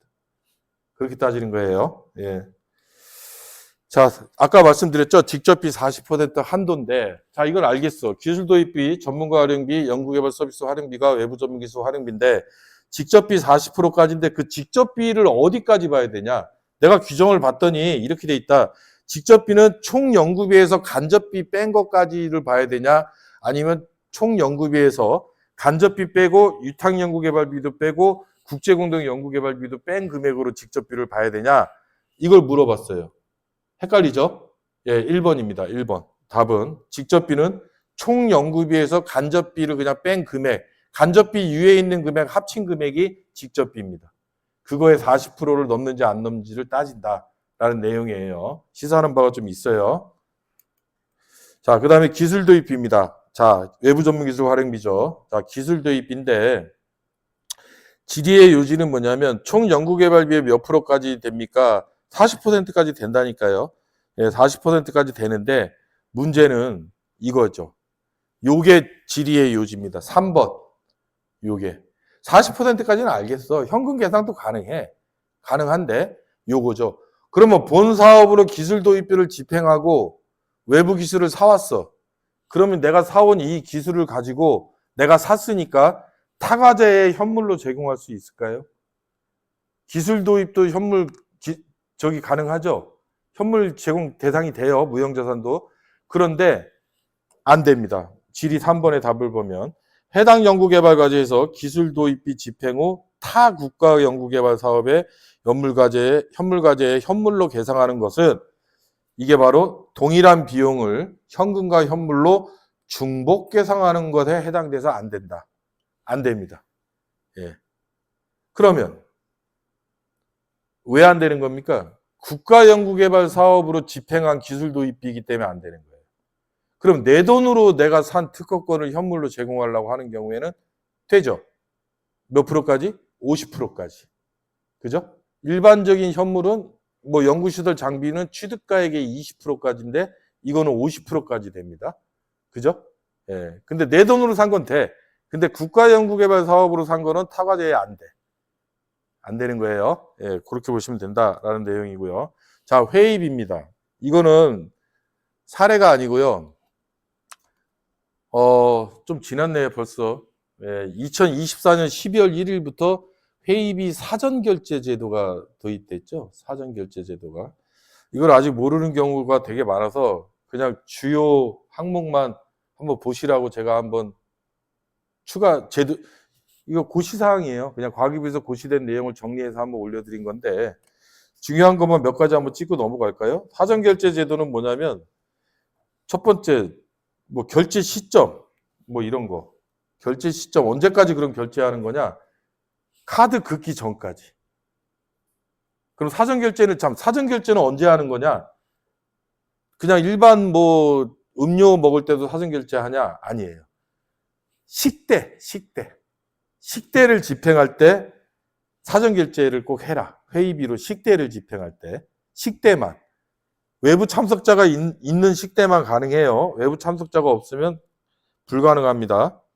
예, 식대만 하는데 언제까지? 자, 이거 사례 하나 줄게요.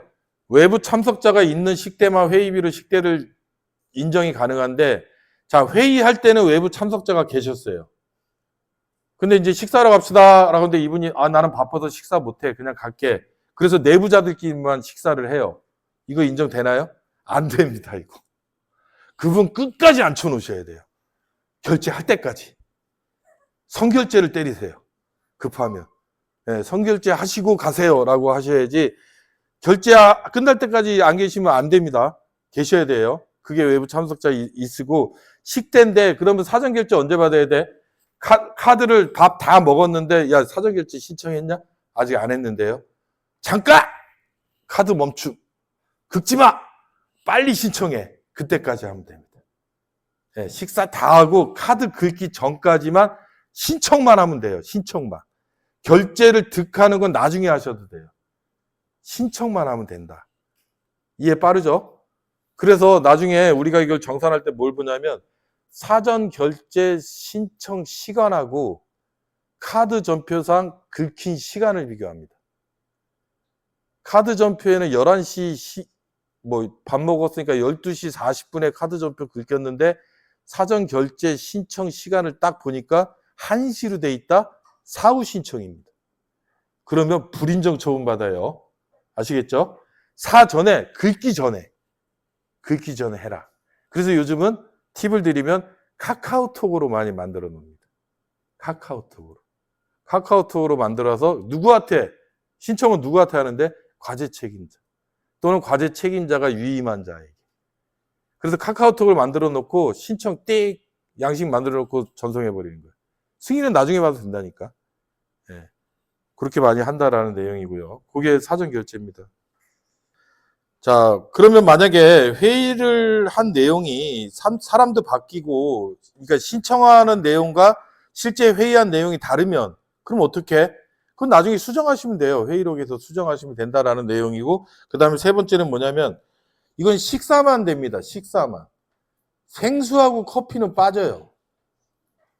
자, 그랬을 때, 뒤에 사례로 제가 뽑았는지 모르겠는데, 제가 말씀드릴게요. 식사는 되고, 생수하고 커피는 빠져요. 빵은 빵 들어갑니다. 빵 들어가요. 과자, 엄마 손파이 들어갑니다. 즉 음료만 안 들어가요. 음료만 사전결제 대상이 아니고 나머지는 다 들어갑니다. 다가도 들어갑니다. 예. 음료만 안 된다 이렇게 보시면 됩니다. 자, 그래서 한번 누가 질의한 걸 한번 볼까요? 자, 사전결제 시점은 회의 시작 시점 또는 실제 사용 시점 중 늦은 시점까지 한다. 여기. 그러니까 결국에 늦은 시점까지니까 뭐야? 사용 시점이 뭐야? 긁는 시점이잖아요. 긁는 시점과 늦은 시점까지 하면 된다라고 나와 있습니다. 또한 사전에 완료된 기한이 사후에 결제되어도 승인을 득한 것으로 인정된다. 뭐 잘 아시네요. 맞아요. 자, 그러면 사전에 연구 책임자가 기한하는 시점만 충족한다면 사후에 결제권자의 승인을 득하여도 사전 결제의 시점을 충족한다고 봐야도 될까요? 예를 줬어요. 2월 10일 13시 회의 일정인데 연구 책임자 회의 사전 결제는 2월 10일 9시에 기한을 했고 결제는 12일 이틀 뒤에 했다. 아까 제가 그랬잖아요. 결제는 나중에 해도 된다고. 예, 기한이 완료되면 돼요. 기한이. 그래서 이거는 인정입니다. 그래서 답이 그렇죠? 인정된다고. 예. 결제는 나중에 해도 된다. 기한이 중요하다. 예. 왜냐하면 회의가 13시에 했는데 기한을 9시에 했으니까 충족된 거죠. 예, 결제를 12일 날 했어도 그 내용입니다. 자, 이게 이제 또 요즘에 큰 이슈죠. 화상회의. 화상회의에 회의비 집행이 가능합니까? 식대 집행이 가능합니까? 뭐 수당은 가능합니까? 뭐 이런 질의가 되게 많이 와요. 예, 아주 실무적으로. 그래서 제가 찾아봤죠. 근데 조문 해석이 있더라고요. 예, 이렇게 나와 있습니다. 비대면 회의 시 회의비 사용이 가능한지요? 자, 회의 형태와는 무관하게 식비는 사용이 가능하다. 일단은 다만이 중요해요. 다만. 형태와 무관하긴 가능한데 사전 결제 다 되고 했으면 가능한데 온라인 회의의 경우 해당 연구개발 과제 수행을 위하여 식비가 직접 사용되었는지를 확인할 수 있는 관련 증명 자료를 충실히 갖춰라. 이 얘기는 뭐냐면 온라인 회의인 경우에 식비를 지급해버리면은 이게 이 해당 과제를 위한 회의를 위한 식비인지 나중에 내가 배고팠을 때 식당 가서 먹는 식비인지를 구분이 안 돼요. 그래서 여기서 증명 자료로 인정되려면 뭘 해야 되냐면 도시락 시켜놓고 회의하셔야 됩니다. 화상회의 하시면서.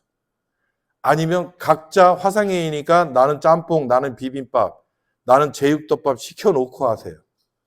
그러면 해당 과제 회의하시면서 식사, 증명 그 영수증 제출하시면 돼요. 되시겠어요? 예, 그렇게 하셔야 된다라는 뜻입니다. 자, 다음은 뭐냐면 이제 이것도 질의가 참 많이 와요. 이게 뭐냐면 수행기관 간의 회의는 외부 참석자 있는 회의로 봐야 되냐.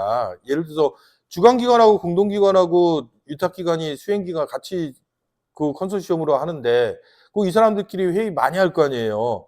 그랬을 때 내가 공동기관인데 내가 주관기관으로 회의를 하러 갑니다.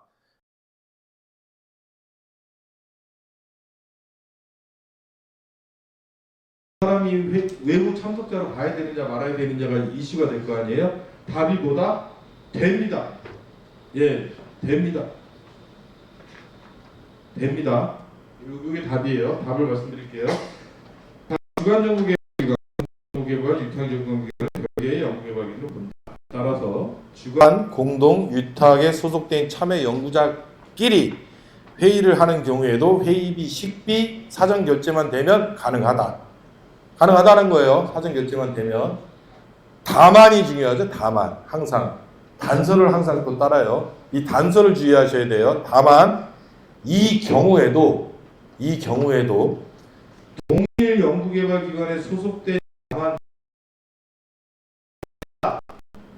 예를 들어 이게 중요합니다. 여러분. 요게 중요한 거예요. 보세요. 예를 들어 주관연구개발기관이 A인데 공동연구개발기관 B의 연구자가 참여하는 회의이지만 참여 연구자의 소속기관이 모두 A기관이라면 안 되는 거예요. 즉 공동연구개발기관이 B인데 B예요. 그리고 주관연구개발기관이 A야. 그래서 A에서 회의를 해. 그래서 B에서 참여연구원이 오셨는데 이 B에서 오신 분이 A기관 소속이면서 외부 인건비 대상자로 가버린 거예요. 이 사람이 참여연구원. 그래서 이 사람이 왔는데 보니까 우리 식구네? A기관 소속이에요. 그러면 동일기관으로 봐서 안 된다는 거예요. 아시겠어요? 그 내용입니다. 이해돼요? 다시? 시간 없는데. 자, 이해시켜드릴게. 아니, B에서 참여연구원이 왔는데 그 사람이 A 소속 연구원이 왔다니까. 얘가 저기 외부 참여연구원으로 나간 거지. 그래서 이 사람이 다시 온 거야. 원래 소속이 같으면 안 된다는 거예요. 원래 소속. 아시겠죠? 그러면 회의비 집행 못 합니다. 예, 주의하십시오.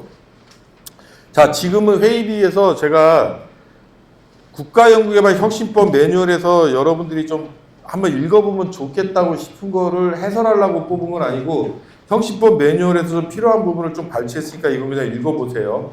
예, 꼭 읽어보셔야 돼요. 이 강의 자료는 되게 중요한 자료니까 나중에 버리시지 말고 라면 받침으로 쓰지 말고 꼭 중요하게 쓰셔야 됩니다.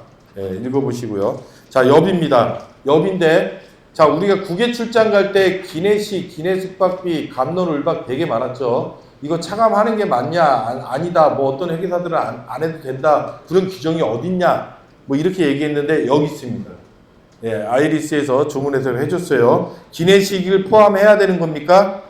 국외 출장 갔을 때 비행기에서 주는 기내식 어떻게 해야 됩니까? 이렇게 돼 있어요.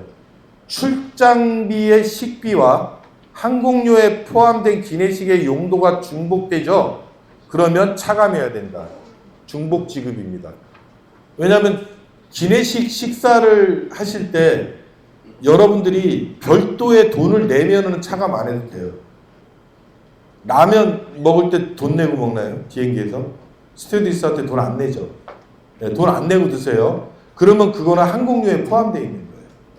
항공료에 포함되어 있어 항공료를 국외 출장비로 인정을 해주잖아요. 연구비로. 근데 일비, 식비, 숙박비 정액으로 또 주면 안 된다는 거예요. 식비를. 그래서 기내식을 까라는 겁니다. 그러면 같은 개념으로 뭐까지 이어져요? 숙박도 마찬가지입니다. 뒤에 가면 뭐라고 나오냐면 숙박은요 외부 숙박비만 인정한다라고 나와 있어요. 외부 숙박. 그래서 기내 숙박도 항공료에 포함되어 있기 때문에 3박 5일로 출장 가는 경우에 일비, 식비, 숙박비 정액으로 줄 때 4박 주면 안 됩니다. 3박만 지급하세요. 네, 3박 5일이면 기내 숙박은 빼는 겁니다. 그래서 외부 숙박 어떤 그 숙박을 제공하는 업소에서 자는 숙박만 인정한다고 했더니 여담으로 하나 말씀드리면 그럼 노숙은요? 나는 날도 덥고 해서 그냥 벤치에서 자버릴래 그냥 공원에서. 그래서 노숙을 했네. 나는 모텔이나 호텔 안 갔는데 그러면 나는 여기에서 정액으로 숙박비 못 받나? 받아요. 노숙은 어디 포함 안, 이 중복이 없잖아요. 노숙. 공원 들어갈 때 돈 냈나요?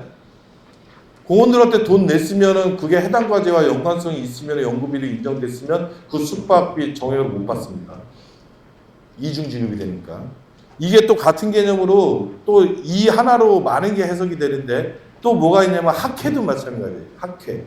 여러분들 학회 참석할 때 학회비 내잖아요. 학회비 연구비 해당 과제와 직접적인 연관성이 있으면 연구비를 인정을 해줍니다. 학회비를 인정을 해주는데 문제는 학회 가실 때 출장비를 또 받아요.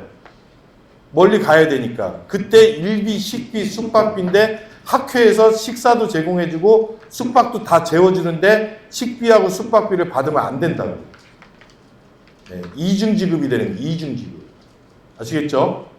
보통 25만 원 이상 되면 식비하고 숙박 다 제공합니다. 네, 10만 원짜리, 8만 원짜리 이런 거 숙박 식비 제공 안 해요. 네, 대충 알아요, 저희는. 네, 그래서 비싼 거는 안 된다. 다 제공하기 때문에 이게 그 개념이고요. 자, 수행기간 간 회의비는 아까 인정이 된다고 했는데 그러면 수행기간 간 출장 가는 거는 여비는 인정될까? 내가 공동기관인데 주간기간으로 회의하러 갔는데 주간기간에서 회의비는 외부 참석자로 인정이 된다는 걸 이제 배워서 알겠는데 그러면 내가 주간기간으로 회의하러 갈 때 나 출장비 받을 수 있냐라는 거지. 예, 결론은 이게 의미하는 바가 뭐냐면 국가연구개발사업 연구개발비 사용기준 21조 4항 5호에 해당되지 않습니다라고 답을 준 게 뭐냐면 이 4항 5호가 이거예요. 이게 뭐냐면 상호간 거래나 하면 안 된다. 수행기간 간 거래를 하면은 불인정되는데 거기에 해당이 되지 않는다. 그러니까 인정이 된다. 네? 주간기간으로 가시는 출장 인정됩니다. 주간기간에서 유탁기간으로 가는 출장도 다 인정된다. 예, 그거고요.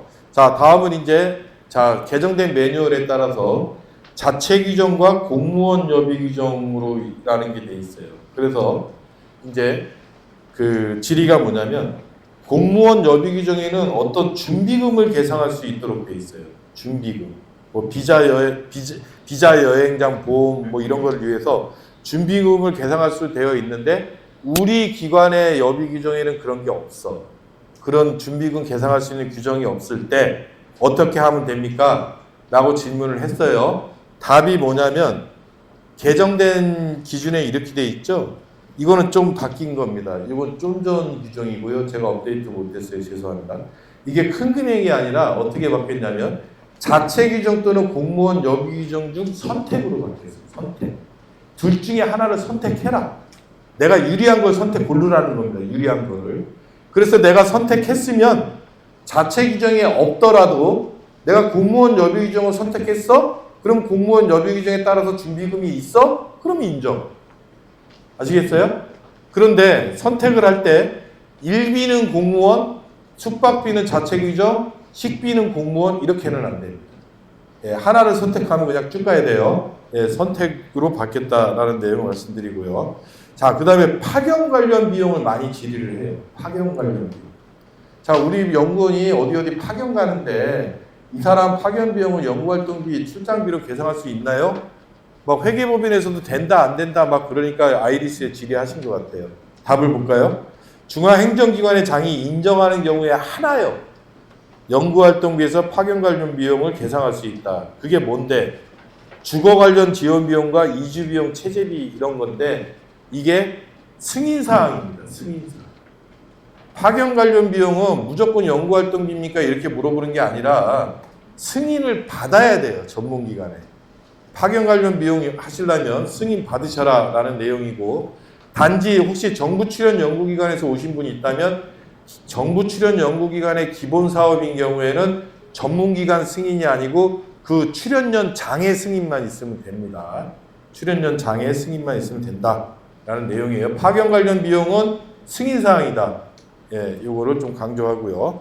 자, 소프트웨어 최소 계약 단위인데 이게 뭐냐면 이 사례를 그냥 뽑아봤는데 제가 말씀드리고자 요지는 이게 뭐냐면 소프트웨어를 계약할 때는 단계 기간 종료 2개월 전에 계약이 완료돼야 되고 그 다음에 최소 계약 단위를 따진다. 이게 시사하는 바인데 이런 거예요. 지금 이 지리자는 최소 계약 단위가 단계 기간 내에 있어. 이미.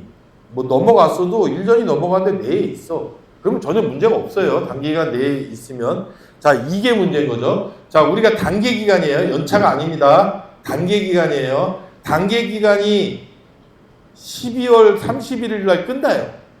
12월 31일 날 끝나요. 근데 2개월 전이 훨씬 전이죠. 7월 1일 날 내가 1년짜리 소프트웨어 계약을 체결했어요.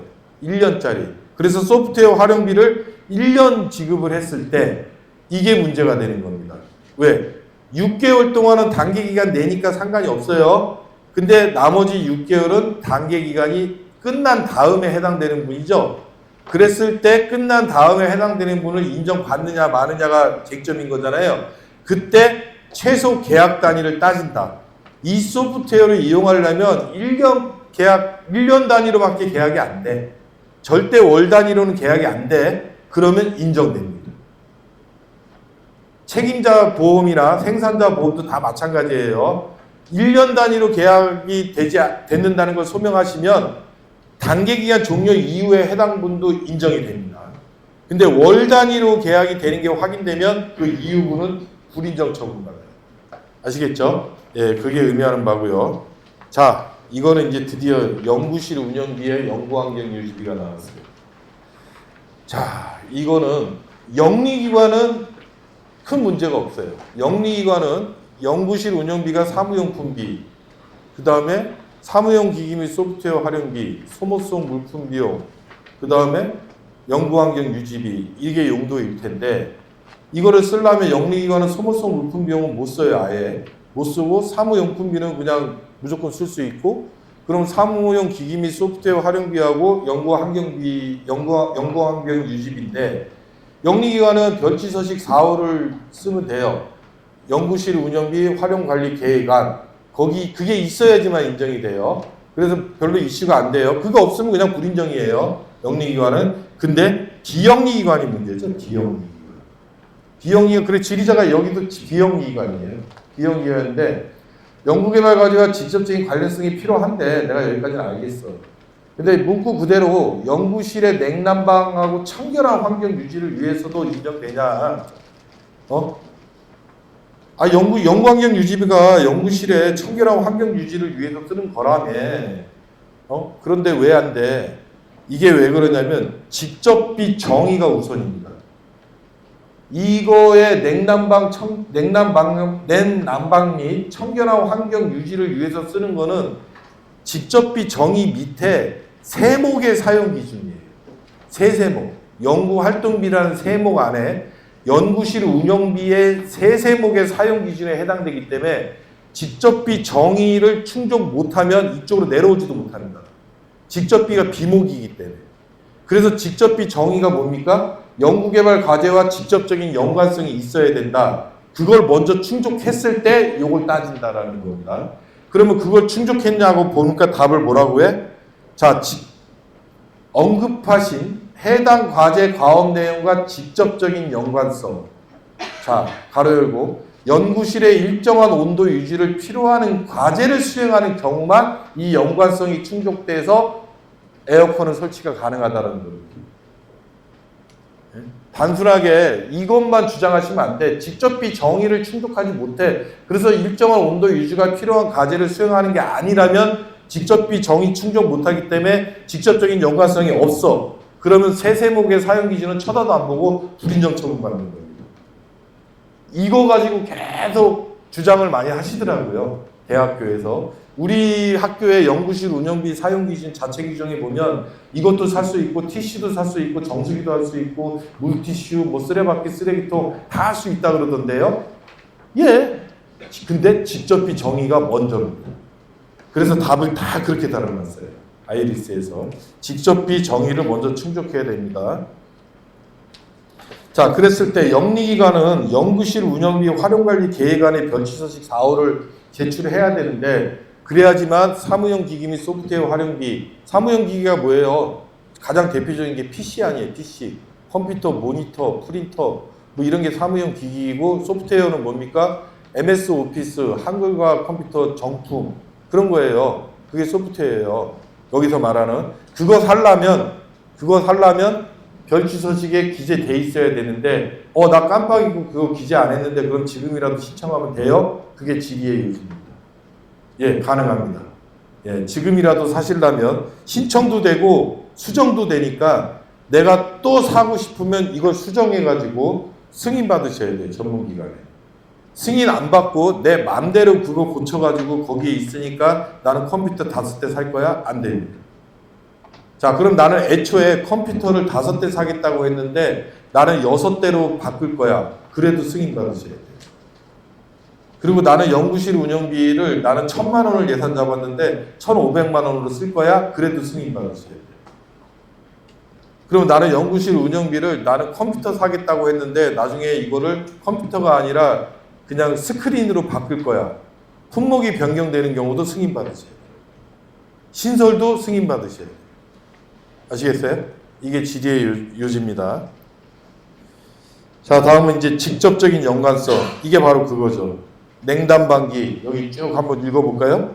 자, 어쩌고저쩌고 해서 냉담반기 구입에 대해 이전 답변해 주신 내용을 보면 연구개발 과제와 직접적인 관련성이 있는 경우 사용 가능하고 연구자 개인 연구실 등에서 과제와 무관하게 사용하기 위한 냉담반기는 사용이 불가하다고 하셨는데 자, 그럼 여기서 연구개발 과제와 직접적인 관련성이라고 함은 해당 과제 과업 내용과 직접적인 연관성만을 의미하는 것인지 자, 1번이 그거죠.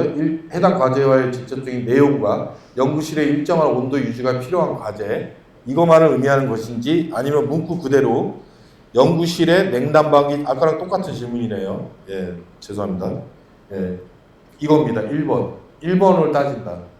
일정한 온도 유지가 필요한 경우에 냉담방기가 가능하고 근데 만약에 자, 이것도 중요합니다. 직접비 정의를 충족 못해.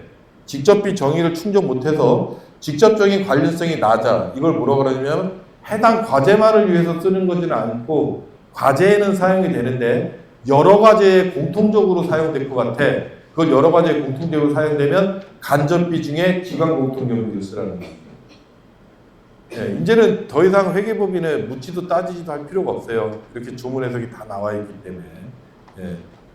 이걸로 다 해결이 된다라는 내용이고요. 자, 그래서 또 제가 그래서 또 찾았어요. 뭐 냉장고, 정수기, 청소기, 공기청정기, 가습기 이런 거를 다 구매하라고 한대. 신규 연구 사무실 구축을 위해서 막 이런 거 한대요. 이런 거 했을 때 이거 어디까지 과연 인정되는 거냐? 답은 되게 심플합니다.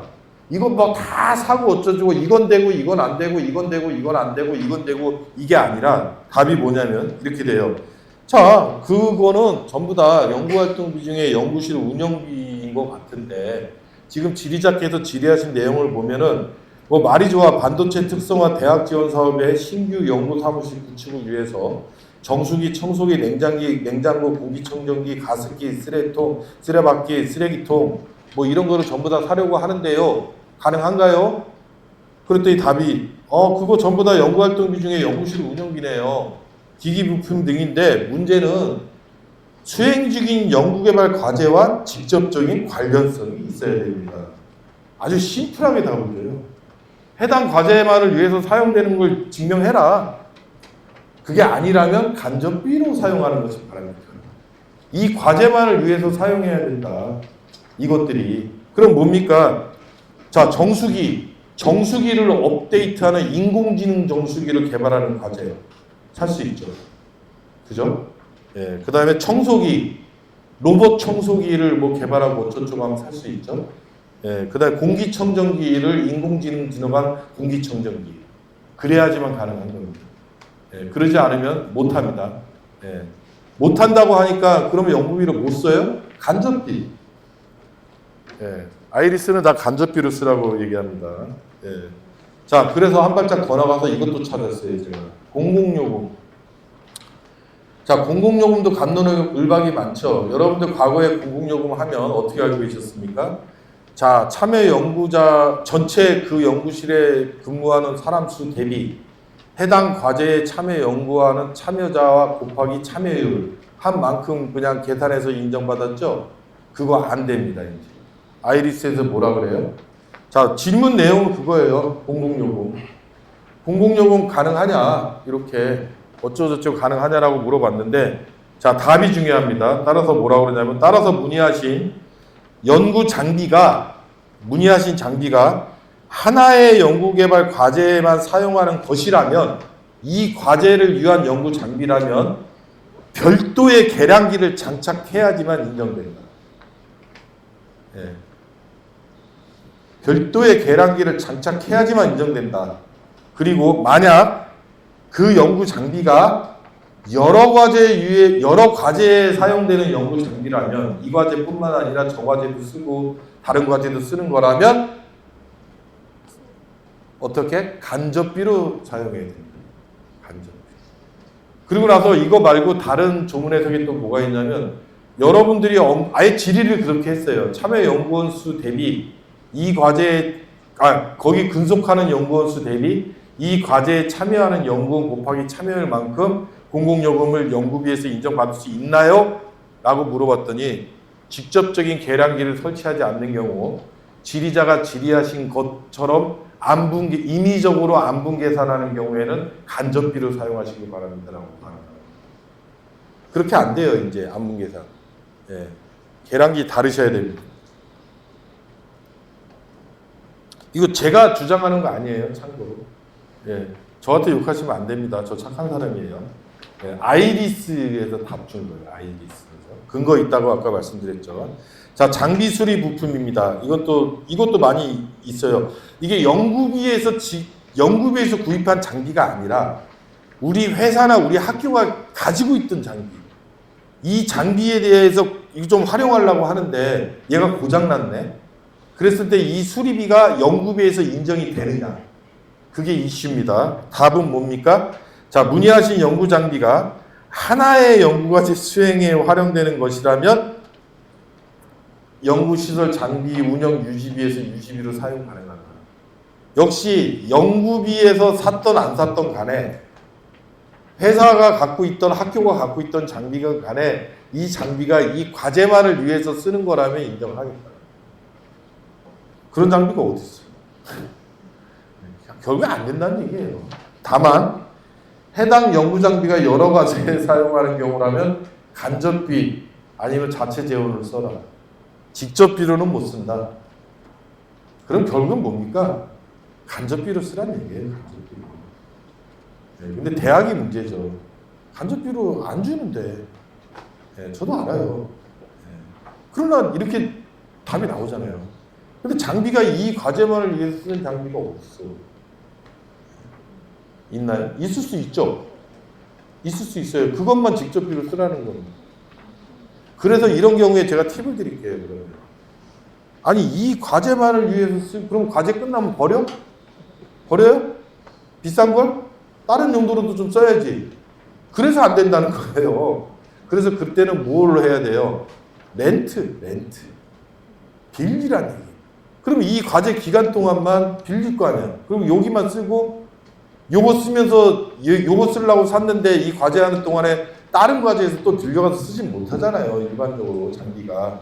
그러니까 그때는 이 과제만을 쓰는 게 입증이 되잖아요. 자연스럽게. 그래서 지금 이 해석은 뭐냐면 저는 그렇게 해석합니다. 자연스럽게 그런 경우에는 임차를 유도하는 거죠. 구입보다는. 렌트. 소명이 되게 쉬워요. 렌트하면. 그러면 연구자분들은 꼭 구입을 하려고 해요.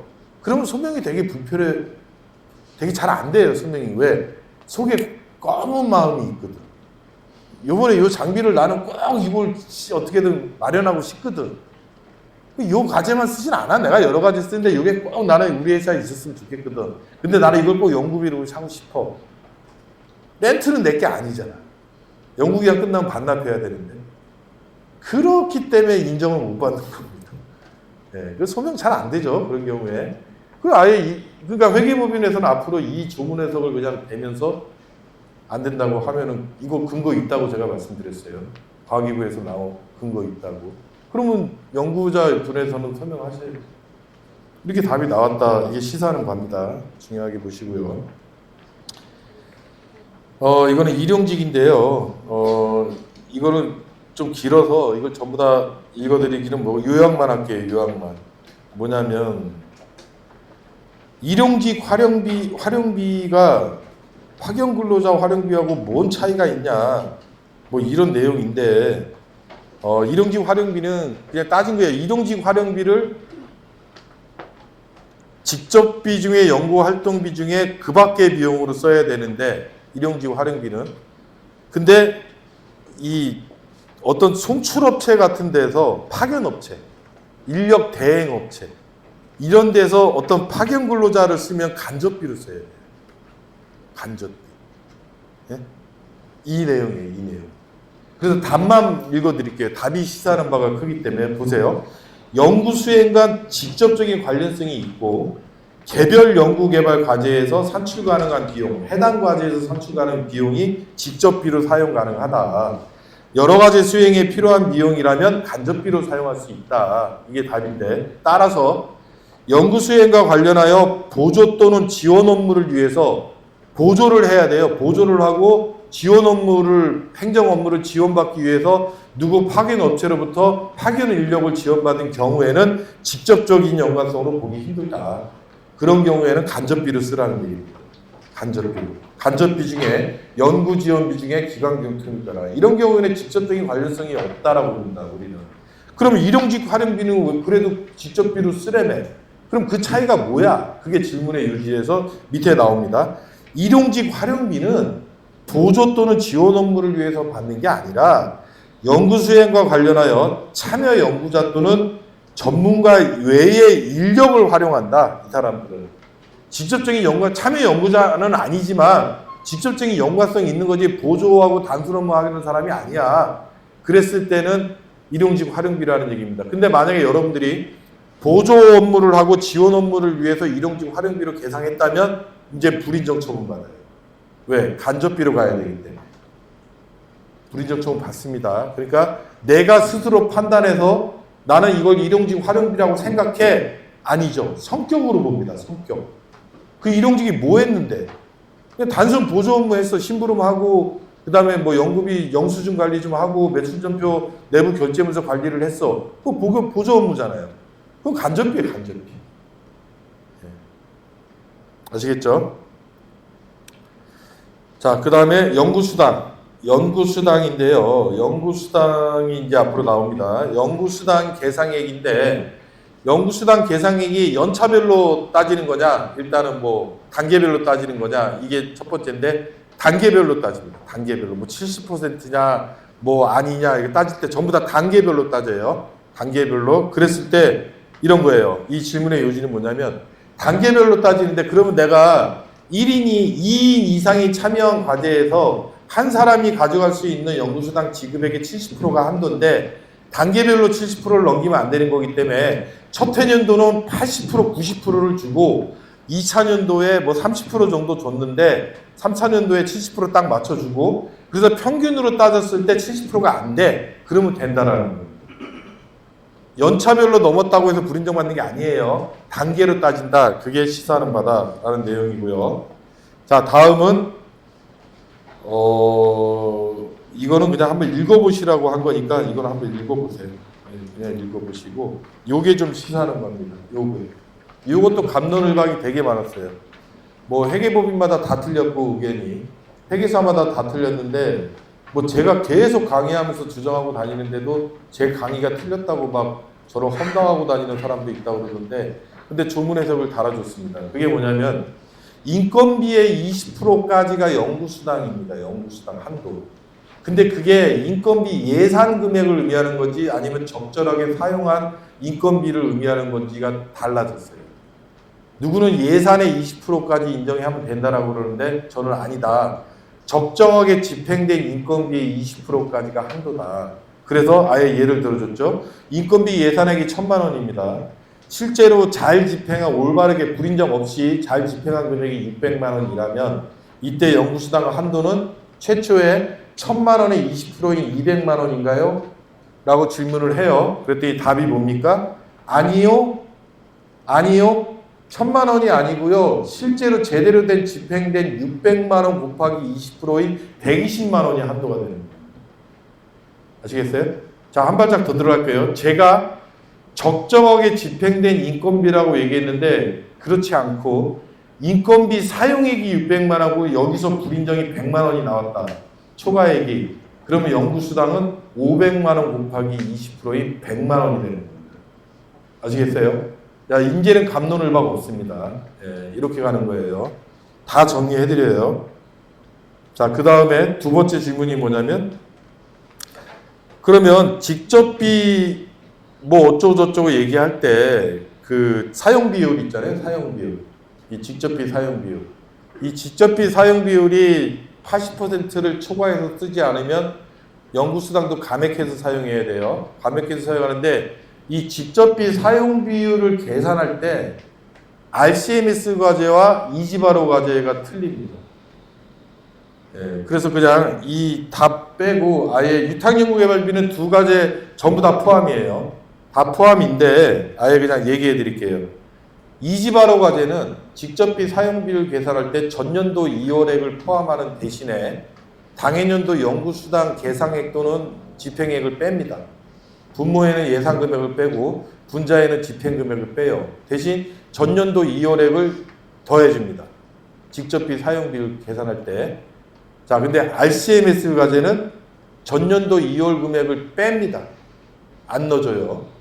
당해년도 것만 넣어요. 그 대신 연구수당도 안 빼요. 다 포함해요. 그래서 당해년도 예상 금액 대비 사용 금액 그렇게 따져요. 단순하게. 이해됐죠? 네, 그렇게 이해하시면 됩니다. 네. 차년도 2월 금액은 둘 다 무조건 안 되고요.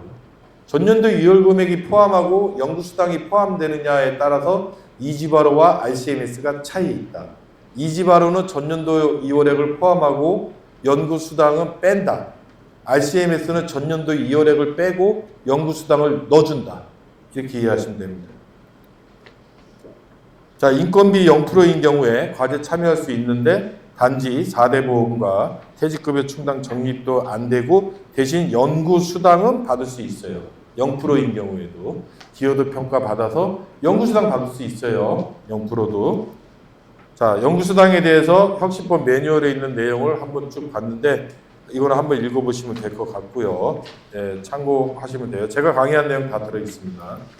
자, 그 다음 위탁연구개발비인데요. 위탁연구개발비는 이거는 뭐 중요한 게 없으니까 단계 기간, 그러니까 직접 뭐 40%까지가 뭐 초과에 계상할 수 없다라고 돼 있는데 그게 단계로 따지는 겁니다.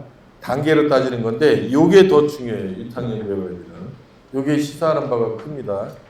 자, 이게 뭐냐면 그러니까 글은 한번 나중에 집에 가서 읽어보시는데 위탁연구개발기는 국가연구개발혁신법에서 위탁연구개발은 과세거래로 봅니다. 일단 과세거래를 보고 부가가치세법 시행규칙 32조에 따라서 새로운 학술 또는 새로운 기술 이거를 신기술 신학문이라고 얘기해요.